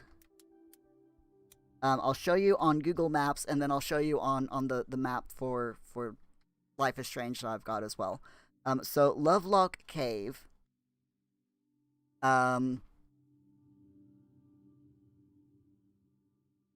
is right here, just on the far side of the Humboldt State Wildlife Management Area in Nevada. It is off of Interstate 80, and the reason why I decided to include this in tonight's show is because it follows the path that Sean took during his search for Haven Point. While he was traveling towards Haven Point, he went on Interstate 80, and he walked along Interstate 80 once his car ran out of petrol. He walked along Interstate 80 and was eventually picked up by a trucker who took him the rest of the way to Haven Point. But he would have walked or drove past the Humboldt State Wildlife Management Area at that it was his general path that he took. So he probably would not have seen the cave, but he would have gone past it. Kazi, I'm not weird? Aw. I like being weird, though. So we're gonna take a look at this video. And like I said, this is a pretty long video, but we're gonna go ahead and watch the entirety of it. Just because I really love how much detail she goes into with this. It's just so cool. And it actually shows, I love how she included driving up to the cave as well, just so that you get the idea of how far off the main road it is.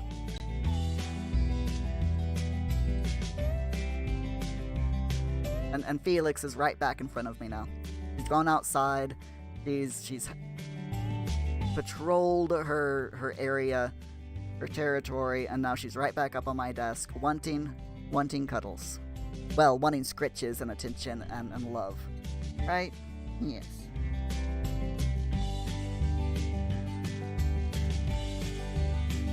Kazi, then we're both weird. Okay. I can accept that.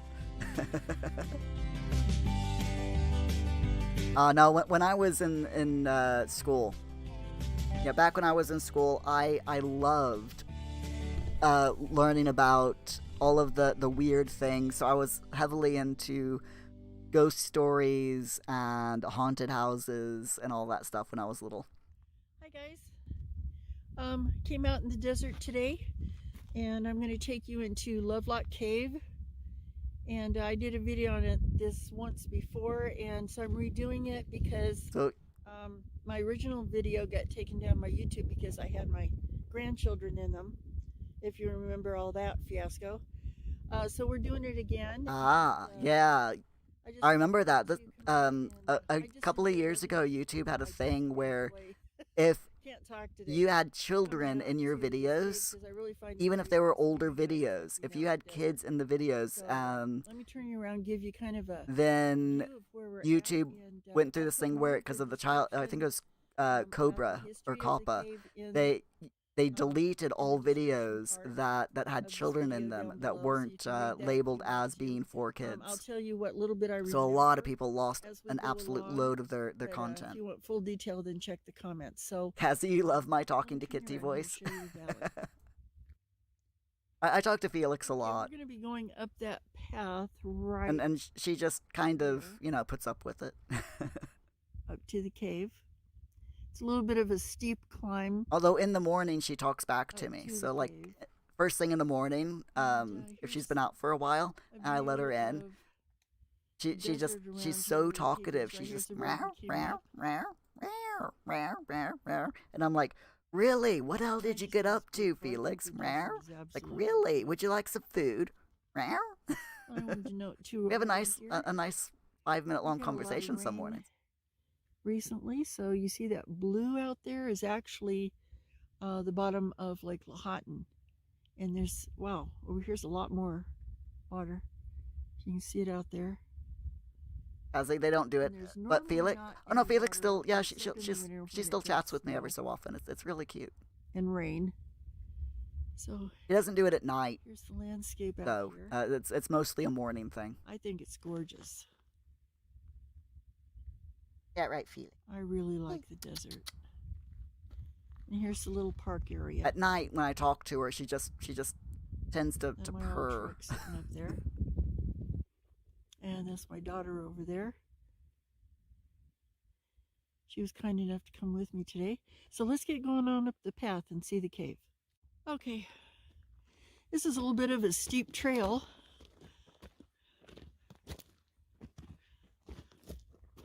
So can't really see. I love hearing cats purr. It's such a relaxing sound. It's a good incline. So we're gonna come up here. Wow. There's a valley down there. So she's gonna get into the history a bit on this, but the cave here, there's loads of history, both in folklore, Native American folklore, as well as actual proven history. I think so. Yeah. Yeah, the weather has. Oh, the YouTube deleting vids thing. No, and nowadays, they've got protections now, YouTube. So if you have a video that contains children, you have to mark your video as for children only, and you have to have permission from the children's parents. So we need to keep our or legal guardians to have them in the video. We'll see them, but that was a little bit of a climb. So, and that's just to protect the children. I know we have to go up there, guys. So I'll get back with you in just a minute. Okay, we're just up almost to the main cave, but we came up here. But yeah, they won't delete your videos anymore or people's videos anymore. Cautiously. Unless you okay, let's take a look in here, guys. Go against their TOS, which is good. Yeah, we are locked and loaded, so we're good. I should let you go first. You're the one with the firearm. Exactly. I can't shoot through you. No, it's true. Okay. So they're just talking there about having firearms, about having guns. And they're saying, they're talking about it because it's been known that there are mountain lions that sometimes hide out in the cave there. So This is part of the cave system, but this better it's part to of be it safe than actually dead. has fallen in many years ago. And there's the bottom of the cave down there.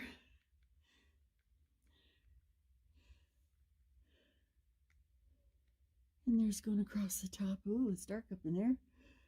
So this But cave this is part of the here, cave system that broke loose and caved in. So what I'm standing on down here I'll let her talk is real quick. debris and dirt that's coming here. Down, and you can see over there where it's broken. This all has fallen in. That down there, way down there, is actually the bottom of the cave. And that was all open at one time. So this is sort of just like a little detour here. I'm going to go on up around. Are you going to come through, or are you going to go up the other way? Nope, I'm going up and around. And so Okay, once I'm upon gonna a time go ago, up the whole cave used to be completely open. Over time, worries. there's been landslides and cave-ins. But worry. once upon a time ago, Okay. the cave, I'll meet you up there. it was filled with bats. And so there's lots of So bat I'm just gonna guano, see, there's like a see, Uh, there you are. and- No big deal. which was used, you know, It's a little open. bat guano is really good for manure, for I gardens. would just like a little side. Raising vegetables, you know, you use bat guano for manure as well as And again, other this is things. called Lovelock Um, Cave. They estimate that it's probably around 26,000 years old. Yeah, so from she what just said, I've in read. case you can't hear her, the cave is And we're up here at the over top 26,000 of the years cave, old, and you can kind of see as far as I can tell. the little Houghton Basin down there.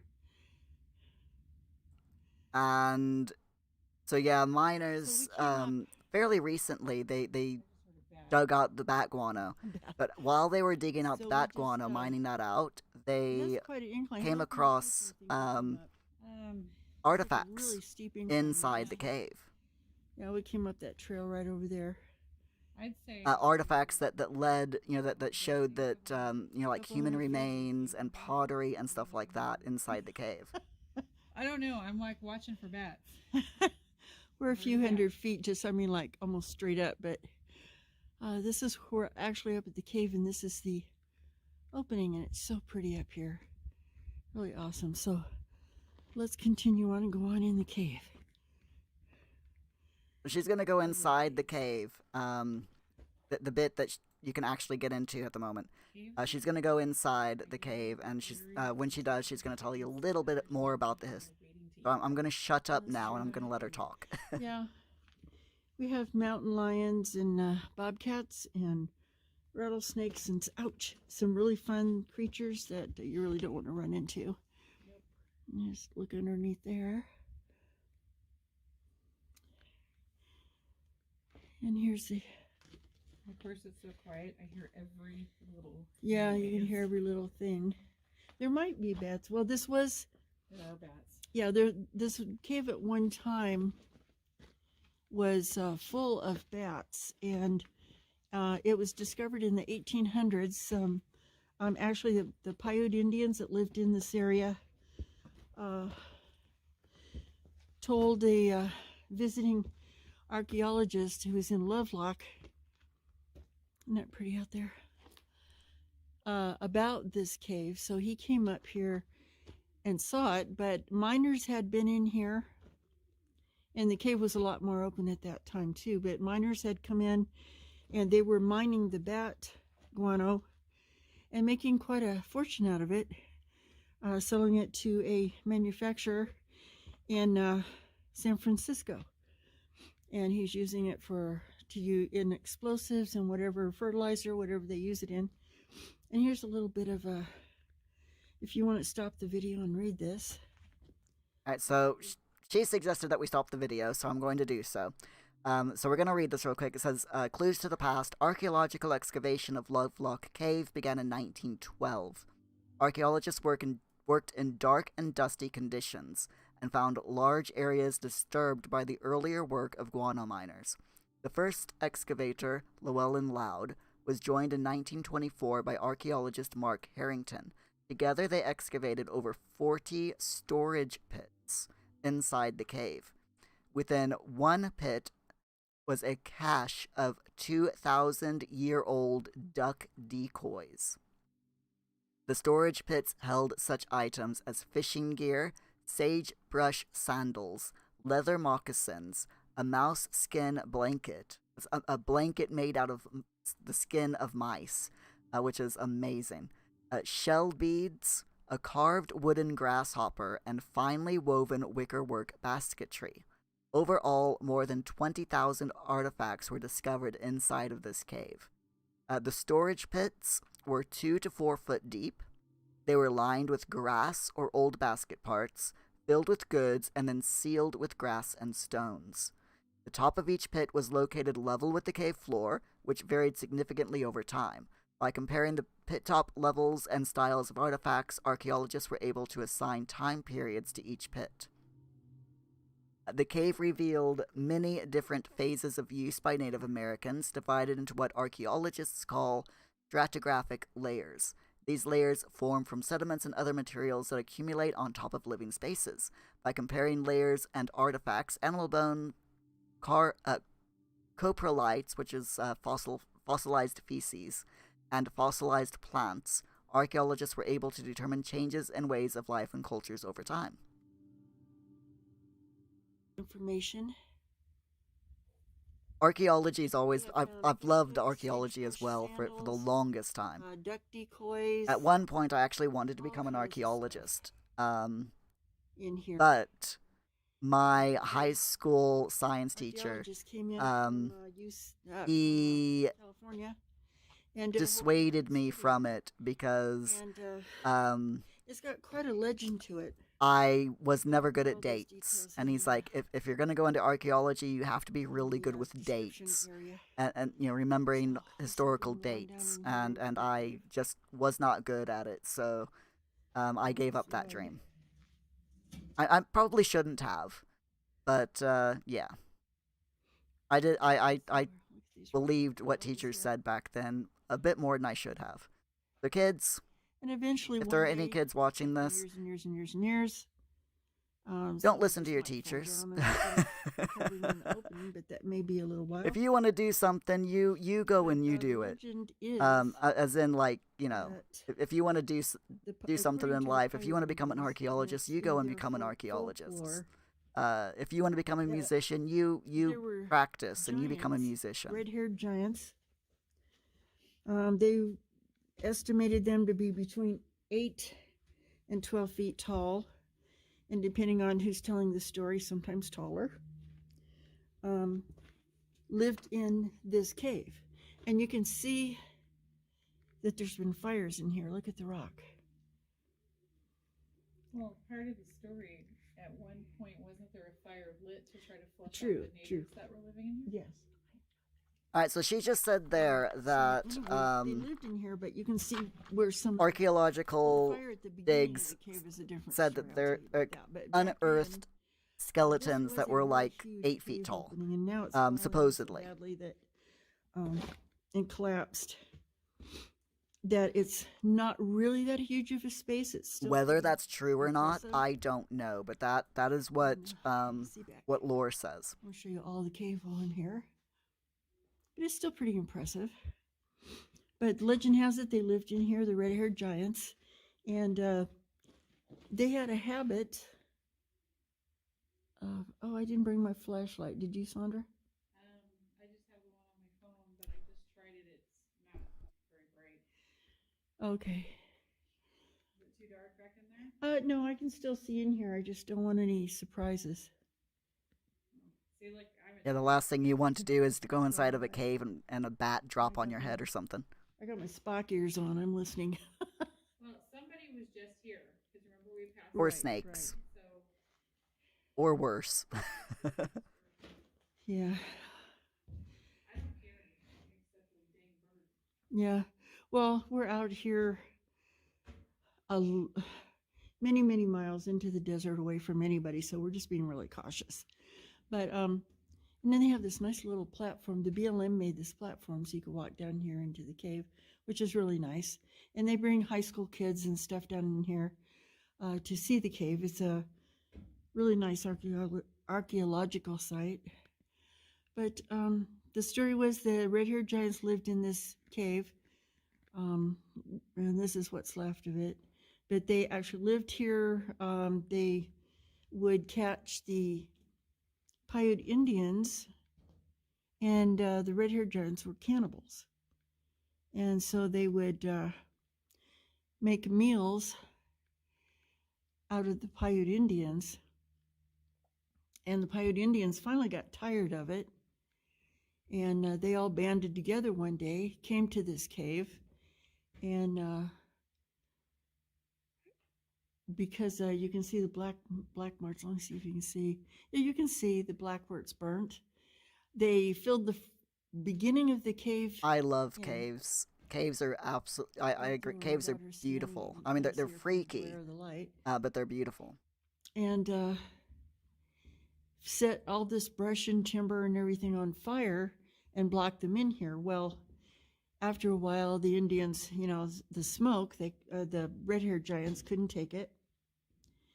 And so they started coming out of the cave, a few at a time. And when they would come out, the Indians would shoot them with their bows and arrows and tomahawks or whatever, and they would kill them until finally they had the red-haired giants that didn't die of smoke inhalation were actually killed by the Paiutes. So they got rid of them and eliminated their arch enemy, their nemesis.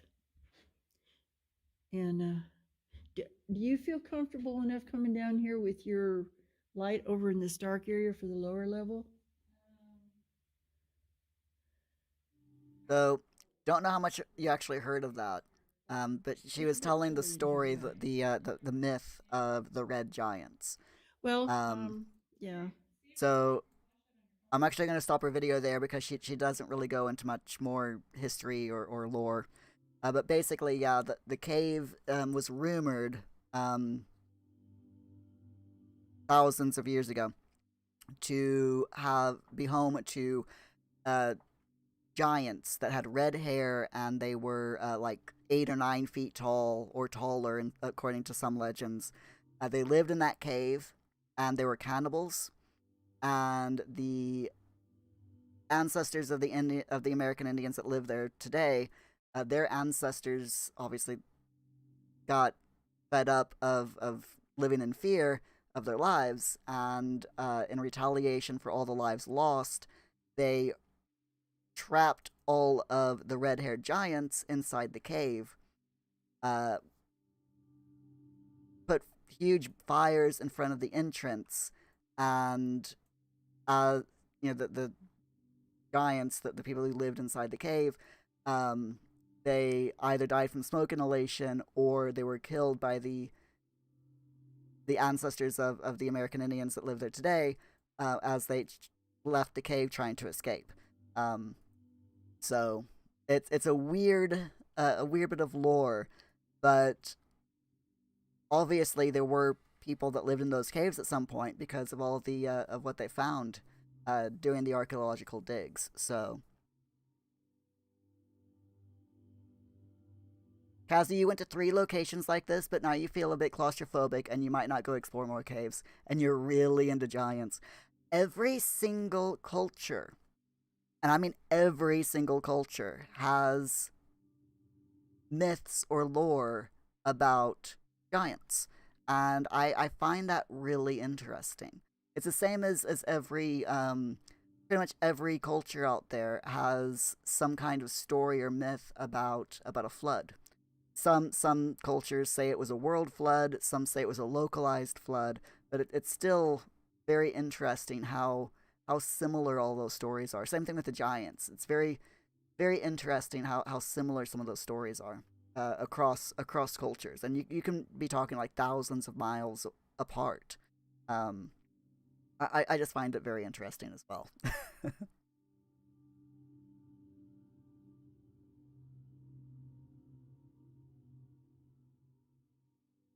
So that, like I said, is Lovelock Cave. And again, it's located just on the other side of the Humboldt State Wildlife Management Area, next to Toulon Lake and Humboldt Lake, which again, by the way, these are remnants of the huge lake. See, there's Pyramid Lake over there, and here are these two little lakes. These are all remnants of that huge giant lake that covered a lot of Nevada thousands upon thousands of years ago. Just to remind you of that little bit of history. At Kazi, Smithsonian Institutes had a couple of skeletons, but they dropped them into the ocean because they won't fit our view on history. I hate it when I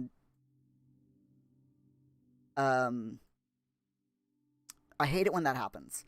Someone finds something that doesn't fit our concepts of history or what we think history was like, and because it doesn't fit the accepted view, they get rid of it.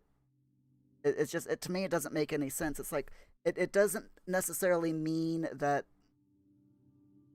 our view is wrong. It's just maybe there was an extra facet to history. It's just, you never know. And thank you, WiseBot and Stay Healthy Bot for I love my bots. They're awesome bots. WiseBot lets you know of different things that you can do to help the channel and help support me, and Stay Healthy Bot reminds me to do healthy things. And occasionally gives dad jokes.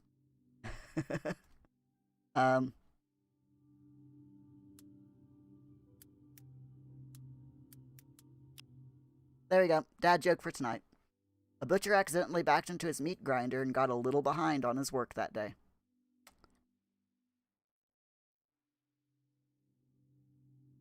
Sorry.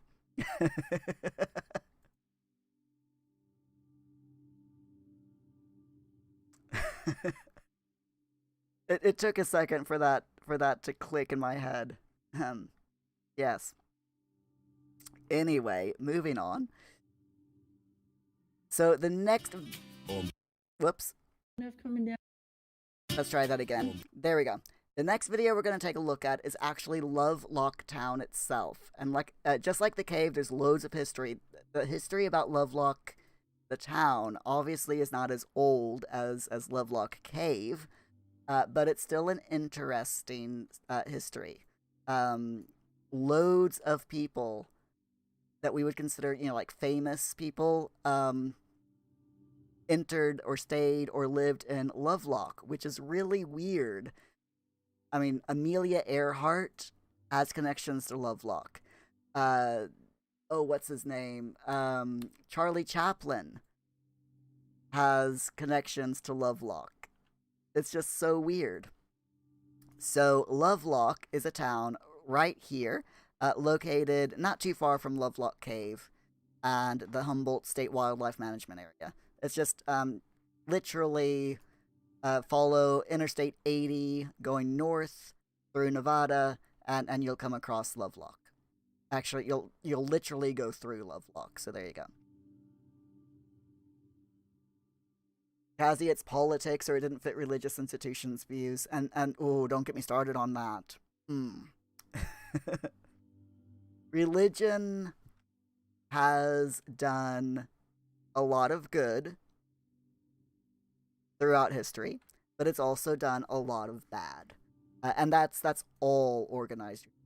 I'm not a fan of organized.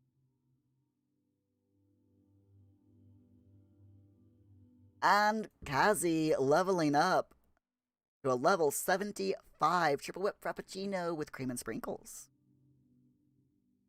And now I want a frappuccino with cream and sprinkles. So tasty. Alright, let's take a look at Lovelock. There's tons of history here. Lovelock was like one of the rest areas for people traveling to California back in the 1800s. So because it was like an oasis in the middle of the dry desert, way back when, so all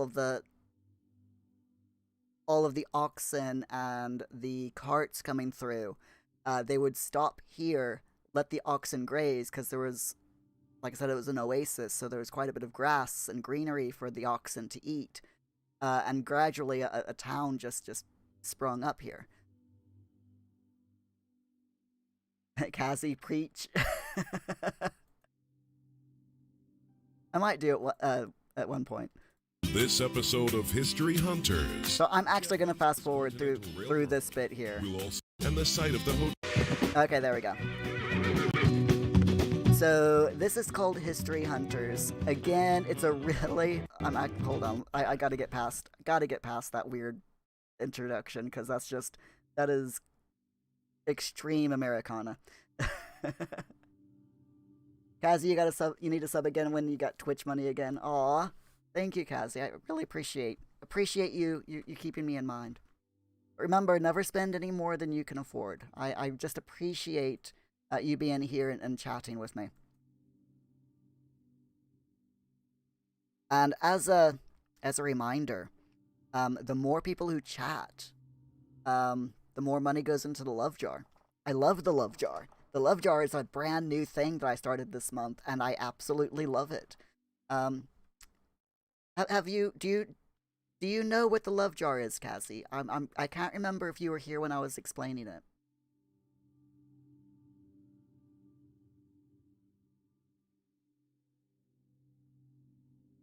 But for anyone, including Cassie, who might not know what the love jar is, like if you're brand new here, the love jar it's a virtual jar. It's not a real jar, but it's a virtual jar, a tally of money. And the amount in the love jar is added to at the end of every stream. I add to the love jar. And the amount that gets added is based on loads of different things. It's based on the average number of viewers. It's based on how many chat messages we get. How many who. It's based on new follows, subs, resubs, cheers, as in like bits, hosts, raids, all that stuff. Everything gets counted, and a little bit of money goes into the love jar. And at the end of each week, I take the contents of the love jar, we split it in half. Half of it goes to charity, and the other half goes to the person that we raid, in the form of gift subs and bits, usually. So, it's... Originally, we did a end-of-the-month love raid, where I took 50% of the channel's revenue and gave it all in one lump sum to one streamer and their community, but I wanted to do more. I like giving. I'm a very giving person. I like helping people. I like making people's days, basically. I like brightening up people's lives as much as I can. And I got to thinking, it's like, I liked doing the end of the month spread the love raid, but I wanted to do more. I wanted to donate more to charity and help people that way. I wanted to be able to brighten more streamers' days and their communities' days as well. So I started doing this, and it's a brand new thing we just started this month. Started doing it every Friday. And then I added the love jar on top of it. So this way we're able to help more people and brighten more people's lives and just spread more goodwill and positivity, which is awesome. It's absolutely awesome. And obviously, because I'm doing it every week, I'm not as I'm not able to give as much as we did to one stream, to each streamer, but I think being able to just spread the positivity and the goodwill just that much further, it creates a bit more of a nice ripple effect, I think, than just doing it once a month. So, and you love that, Kazi. I'm glad. Yeah, it's a thing that I like doing, and you'll notice that I've got at the top, where is it? Over there. I've got amount of charity. So I keep a running tally, and we only do the charity money. So whatever money is going into the charity that I'm supporting. So right now, our charity of the year is the LGBT Foundation, and that is where the half of the money from the Love Jar is going, as well as anyone else who wants to contribute. So we're going, it's right there, the tiltify.com link. And like I said, that's going straight to the LGBT Foundation, which is a UK-based charity that they support LGBT people in numerous ways, and they're a good charity. So our goal for that is £240 for this year, and when we reach that £240, then I'm going to choose another charity and have that goal set for £240, and we're just going to keep going until the year runs out, and then continue ad infinitum, or ad nauseum, whatever you want to call. Oh my gosh, Kazi, 9,000 points for a gift sub. All right, let's do this then, Kazi. I will give you a gift sub, and luckily, I can actually hold on. I'm gonna have to do it this way. I can gift you a sub. It's letting me tonight via my stream manager. It normally doesn't. Sometimes, I don't know why, Twitch is weird. Sometimes it lets me gift people subs from the chat, from my stream manager. Other times I have to go directly to my channel. But it's being nice tonight. So, here you go, Cassie. One gift sub just for you.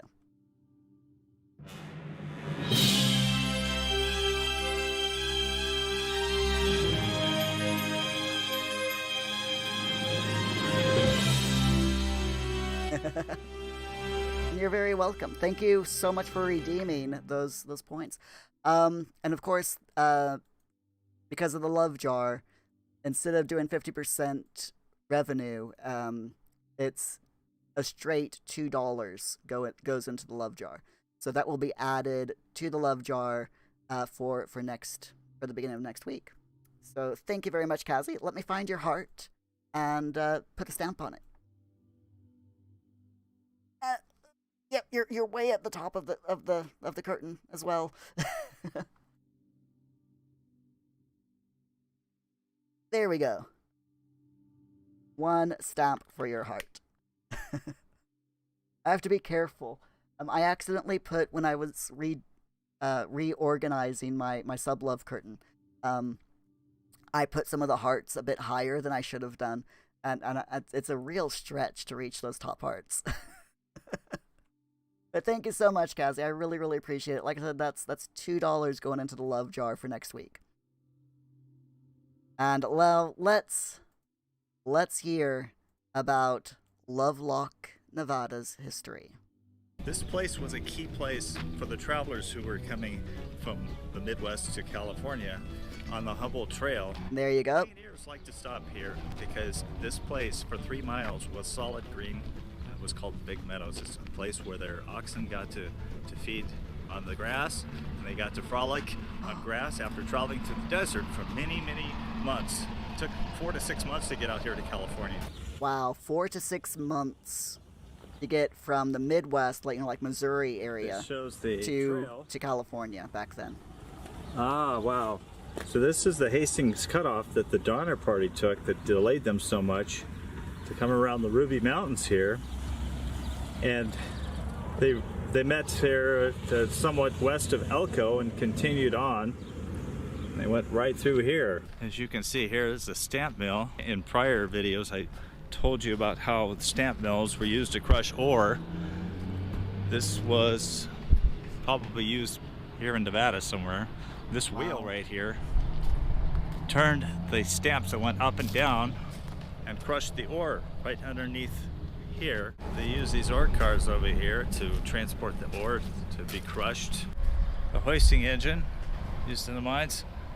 Look at this old ancient radiator here. Or bucket. Cassie, that is a long time, yeah. And here is an old wagon. Oh no. Hey, look. Is it cold? Is that cool? Yeah. Straight. This is on the National Register of Historic Places. This is the Pershing County Museum. Lovelock used to be like a rest area, basically. One of the first rest areas. Very famous. Had nothing to do with Nevada, but they named the entire county after him. It's an assay's office. Yeah, it's an assay office, but it looks like it could be the original that was probably trucked in here. It's got the metal siding on it. Got some old-fashioned signs out on the side. In 1866, an English immigrant by the name of George Lovelock settled here, and he got 320 acres through squatters' rights. And when the Central Pacific Railroad was coming through here on its way to Promontory Point, Utah, where they met, the east of back when you could claim land just by building on it. 85 acres to the railroad to have a town here. They named it originally Lovelocks in his honor.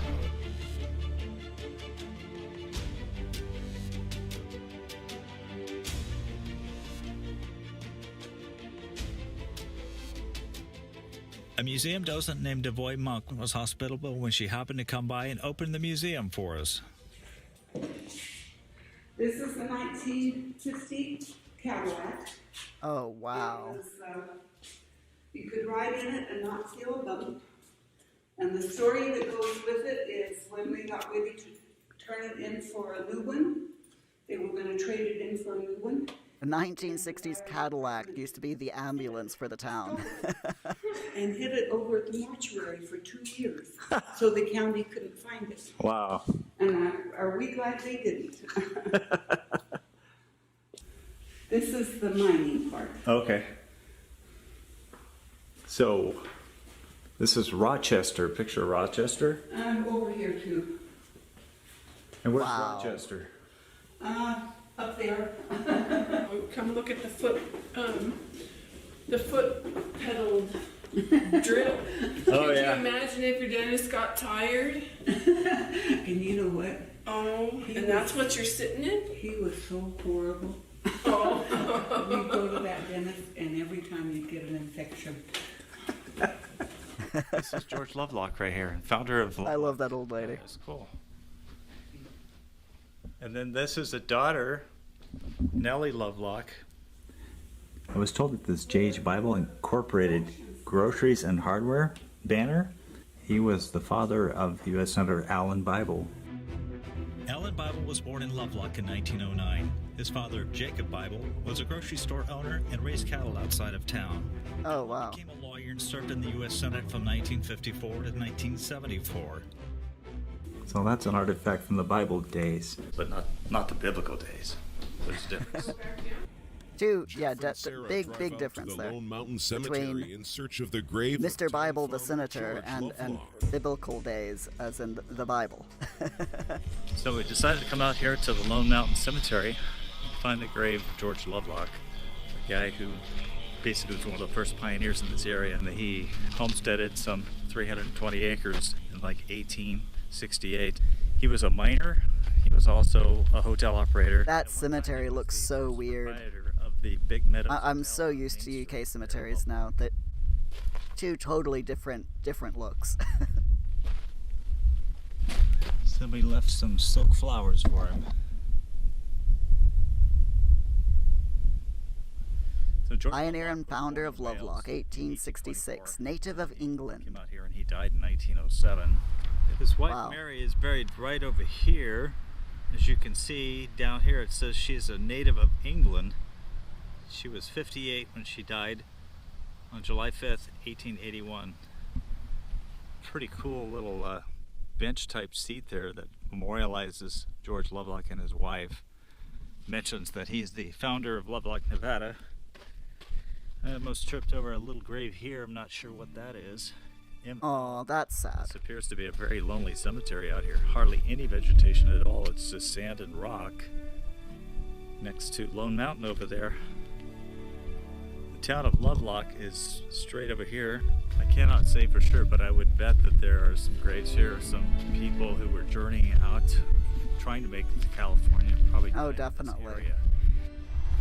There would definitely be was just 5 or 6 when his graves there of people who didn't make the long journey to California. In 1864 to Nevada by oxen team. It was a very difficult journey. A lot of people died on the way, had no medical care. They barely had enough to live on. Something over here has caught my eye. Native of the Azores. That's cool. She's lost her arm. Hey, look at that one's very like old looking. Sarah pointed to this one, Cooley. Wow. Man, if that's that old, that's 1889. Wow.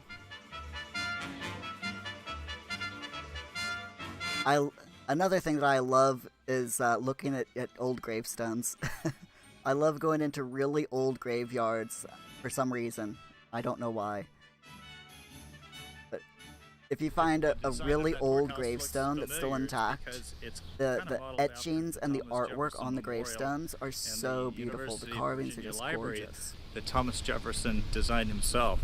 That dome and building itself is what they were trying to achieve. Talks about this being only one round courthouse in daily use in the nation. So round courthouse, wow. Gerald Gallegos, the notorious mass murderer from California, was found guilty of murder, and he was a real sicko. He would kidnap girls in California, Nevada, and I think Oregon. He used them for sex slaves, and then he that's killing them. that is an evil person. Sacramento, just outside of Unionville, close by, and he was arrested and he was tried here. He was so reviled by the public that when it was made known that this county and Pershing County didn't have enough money to try him, that they started sending in money. Huh. And about $20,000 was sent towards the $60,000 expense of his trial. People hated him that much. All those, what are all those You know locks? What this is? Love locks. Yeah. Love locks. Ha ha ha. I got it. Guess what? I got a little one for us.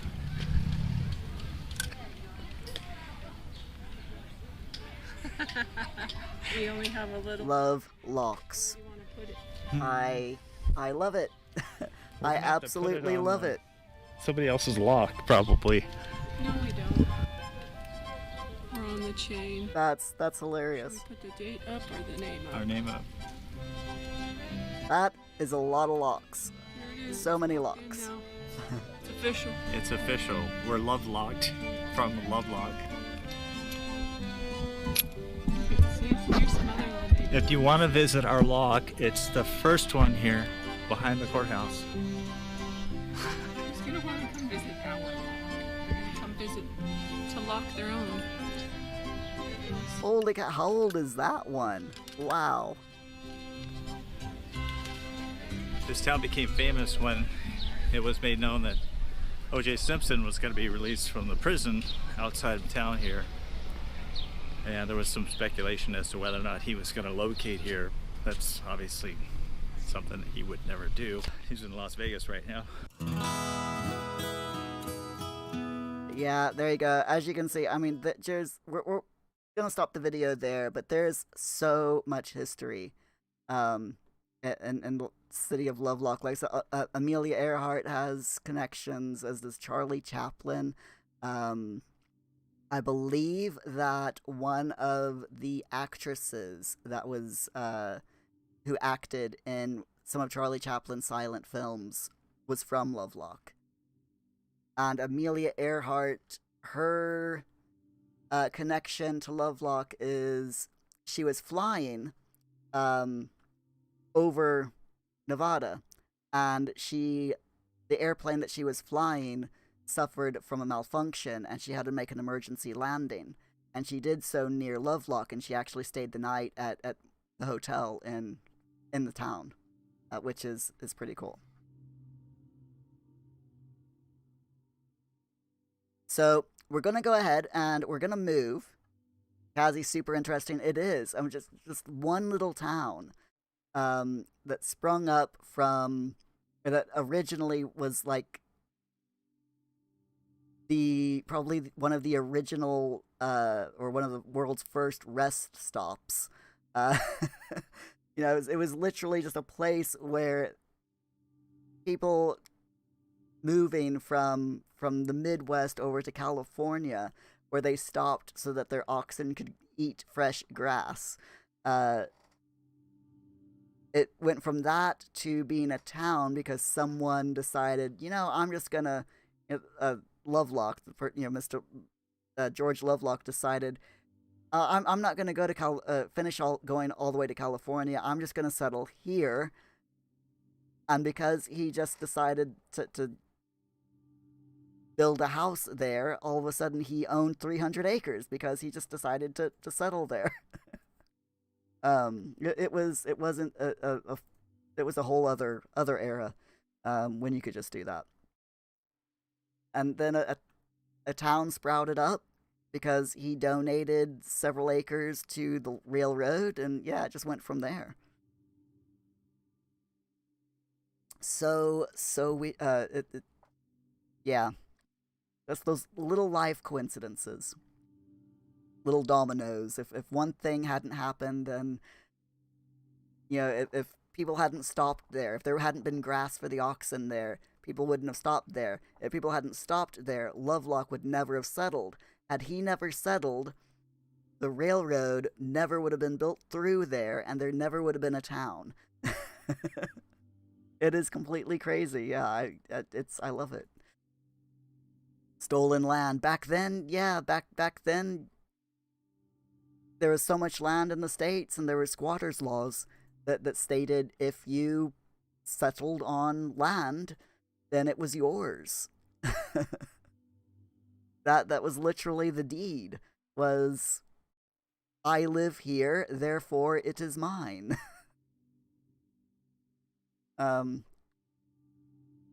Yeah, it's completely mad.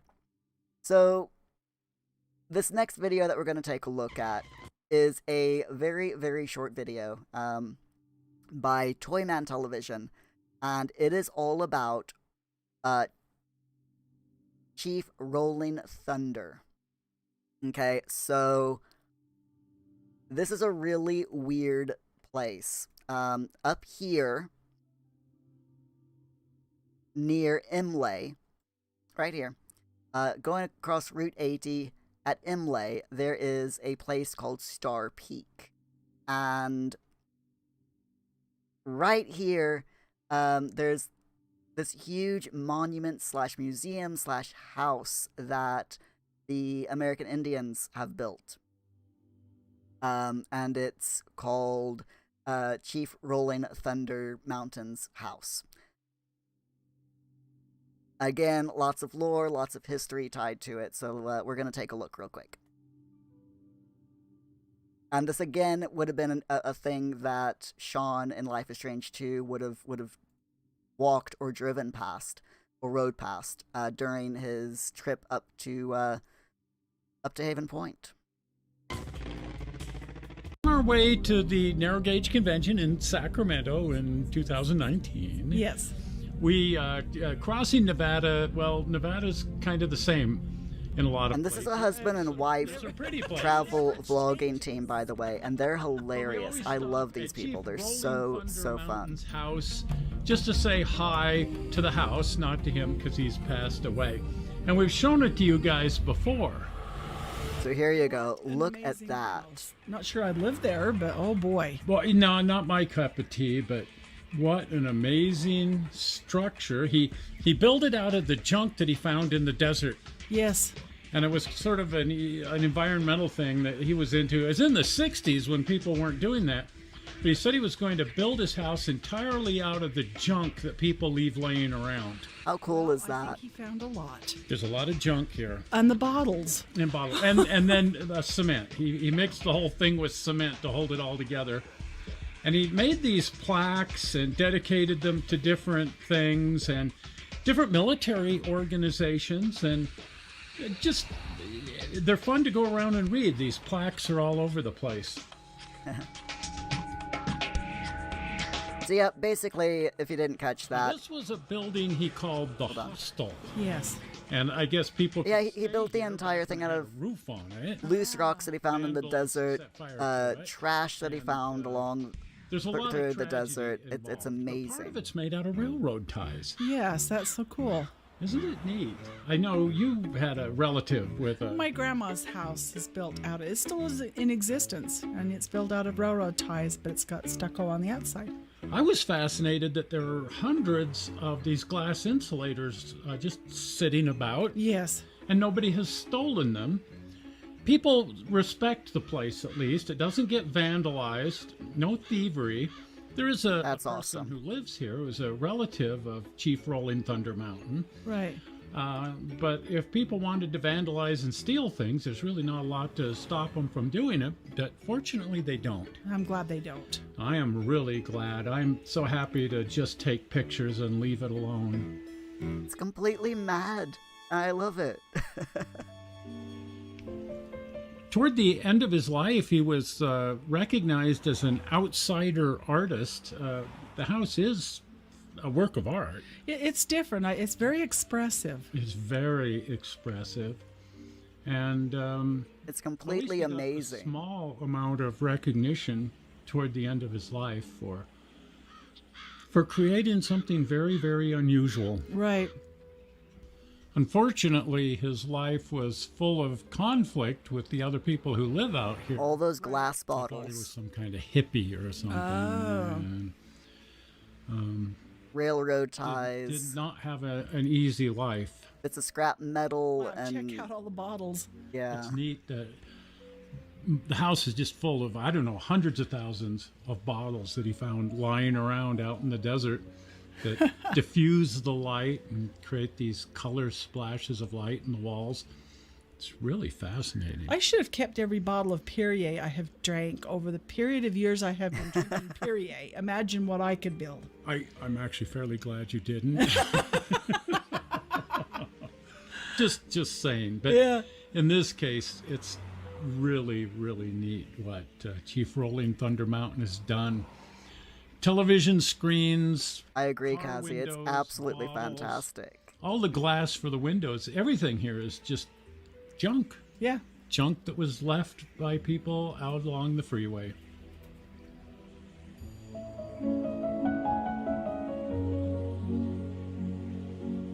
And the fact that he did it just not only as a way to highlight how much junk people were throwing out of their cars, going past, but he also did it to prove that you could reuse it and turn it into something quite awesome to look at.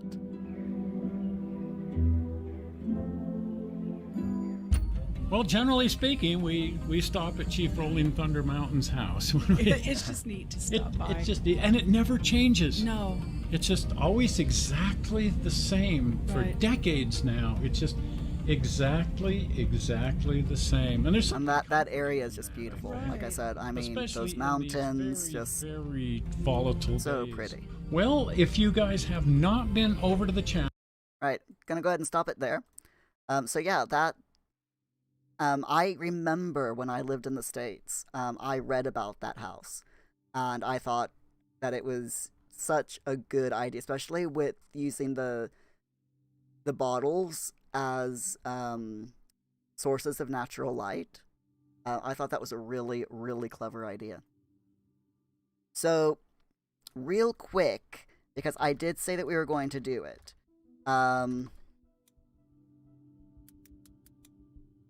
So I don't know if you guys had heard about the new Life is Strange game that is being released in September. Last night, Square Enix did a Square Enix Presents over on Twitch. It was about a half-hour long stream. And it was basically, it was a bunch of pre-recorded videos. None of it was live. But they streamed this video. And it was a bunch of trailers and announcements of games that are being released between now and between now and September, of this year. And Life is Strange True Colors is the new installment of the Life is Strange universe. It's not being developed by Don't Nod Entertainment. It is being developed instead by the same developers who did Before the Storm, I believe. Let me just double check real quick. I don't think it says on there, but I can check. Bless you, Felix.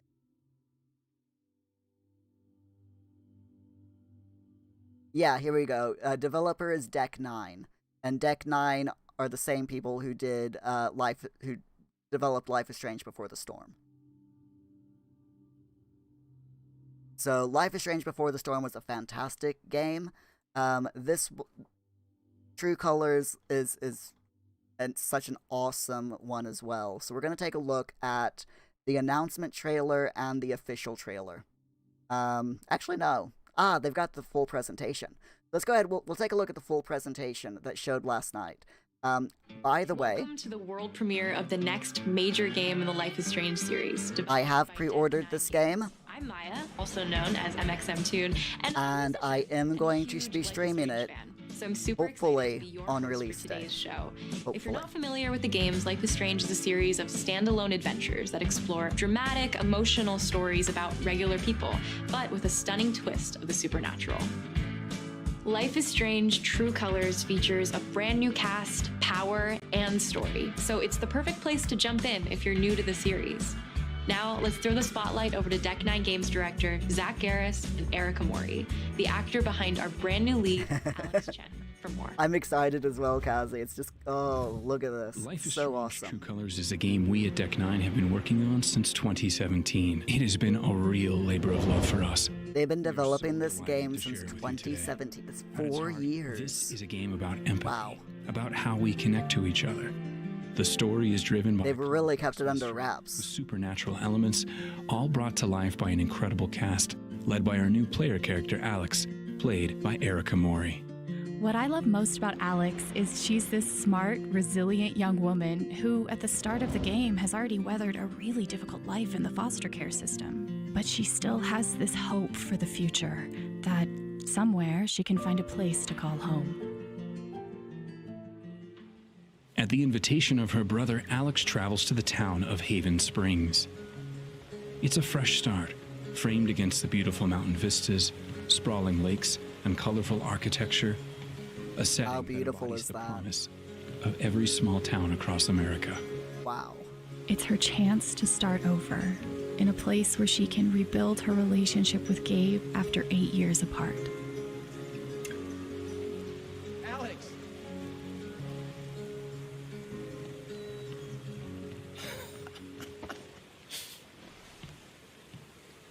Oh, what's the I am protocol for so reuniting excited with your about long this lost game. sister after 8 years? In Life is Strange True Colors, Alex's power, or curse, as she calls it at the start of the game, is an unparalleled empathic ability.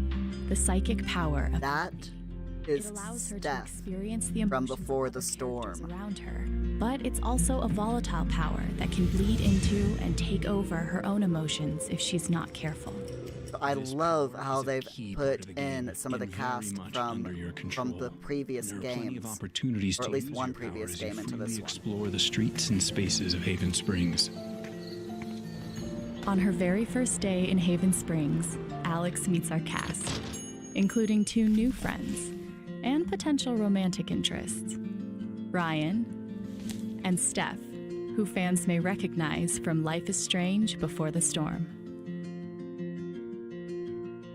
Our extensive cast of characters is at the heart of every moment of the game, and for the first time they're rendered using full performance capture technology, captured and animated here in-house at Deck 9. And I love that they've done The this. most visually advanced entry in the series, and the true next generation of Life is Strange. In Life is Strange True Colors, So the actors actually got to act. ties everything together. They just didn't stand behind a microphone and did the voice acting. They actually acted, Alex which is quickly awesome. realizes there's a larger story behind what happened to him, and she's determined to get to the truth. It becomes clear that only Alex, using her psychic power of empathy, can uncover what really happened. We can't wait for you to experience Alex's journey. This is your chance to build your own future for her and for the entire town of Haven Springs. Thanks, guys. And there's one more thing. I'm excited to reveal that I'm providing Alex Chen's in-game singing voice. As a longtime fan of Life is Strange, being even a small part of this universe and of Alex means the absolute world to me. Here's Her music, by the way, is so beautiful. start to her first day in Haven Springs. When you were here before, She's such a good singer.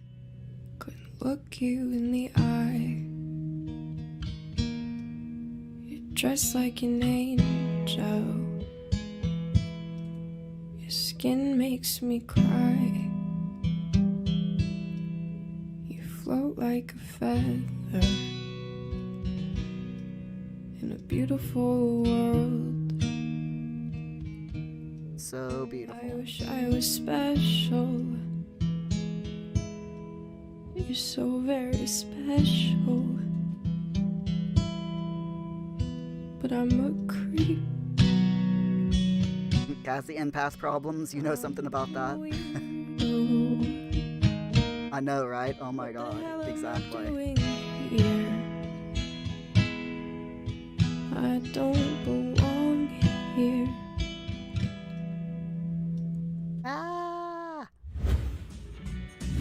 I am so excited for this game, and I hope that you're feeling the exact same way after this first look. And now, the big news that you've been waiting for. We're absolutely thrilled to announce that the full game is coming out in September. That's right, the full game. You won't have to wait for the rest of the story. You can binge it all at once or use the chapter breaks to take a much-needed emotional breather. You can pre-order Life is Strange True Colors right now on lifeisstrange.com. There's also one more very special thing we've yet to reveal. We're delighted to announce that Life is Strange and Life is Strange Before the Storm return in an all-new remastered collection featuring enhanced visuals and animations. Yep. That again as well.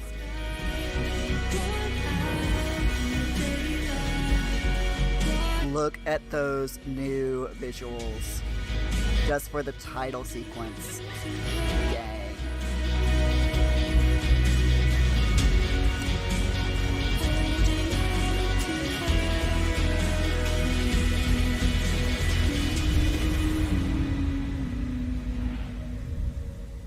Holding on to hurricanes. The Life is Strange Remastered Collection Seriously. will be available as a Dang. part of the Life is Strange True Colors Ultimate Edition, and also available standalone later on this year. And that's it for today. Thank you so much for watching, and make sure to keep an eye on the Life is Strange channels for more.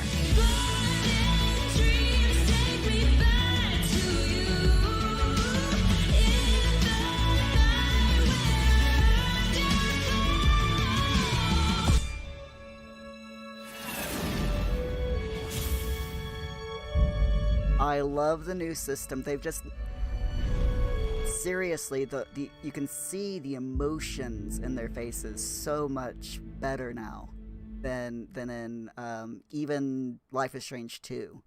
The emotions are just so good. So that is what we're going to be playing in September. That is a given.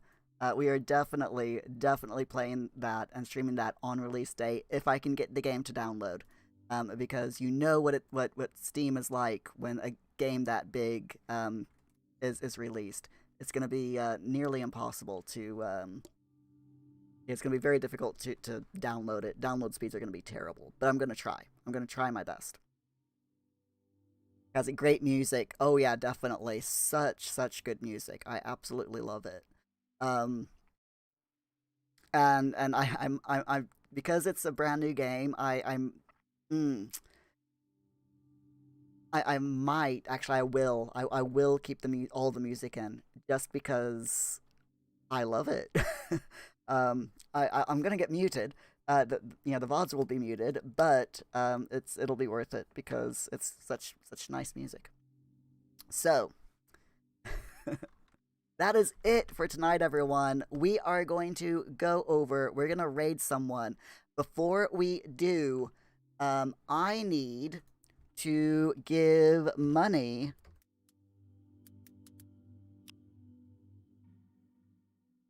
to the LGBT Foundation. £4.66 is going to go over there right now. So let me go ahead and do that real quick.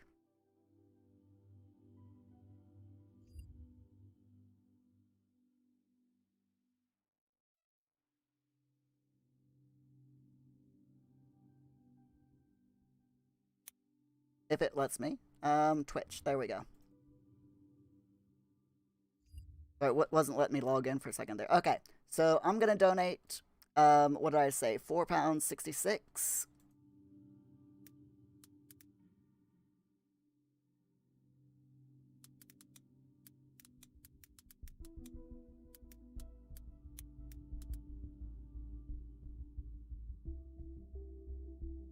By my usual method.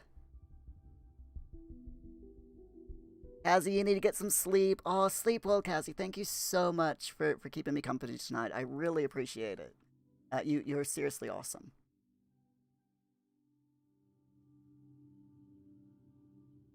There we go. We are now up to £51.66.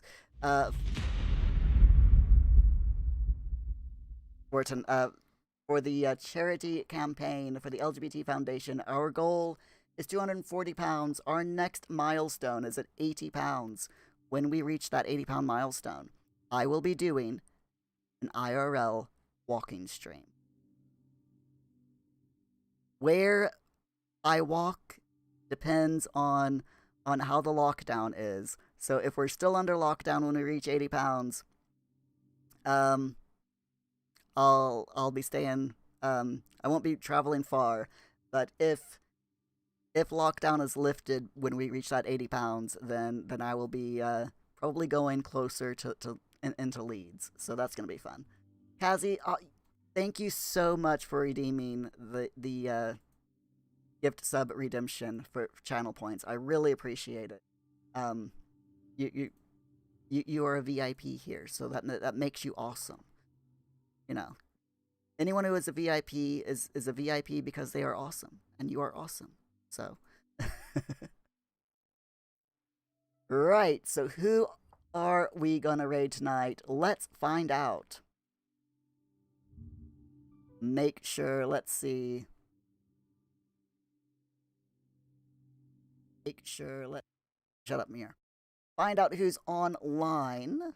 As always, gotta find out who's online. Let's see.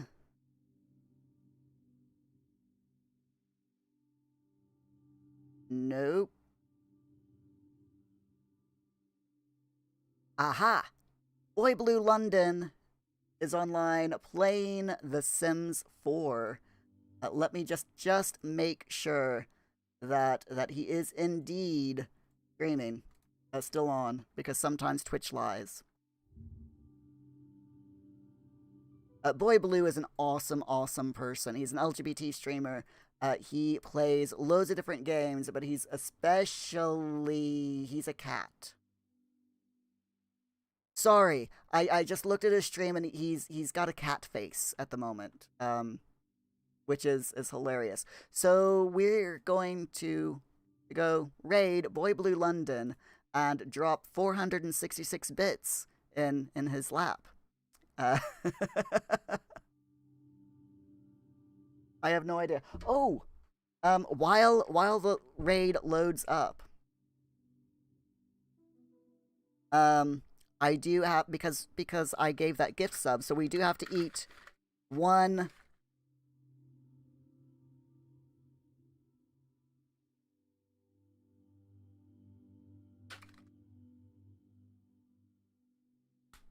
There we go.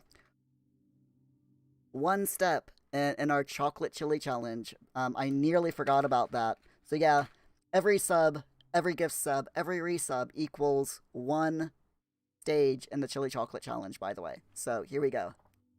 As the raid loads up.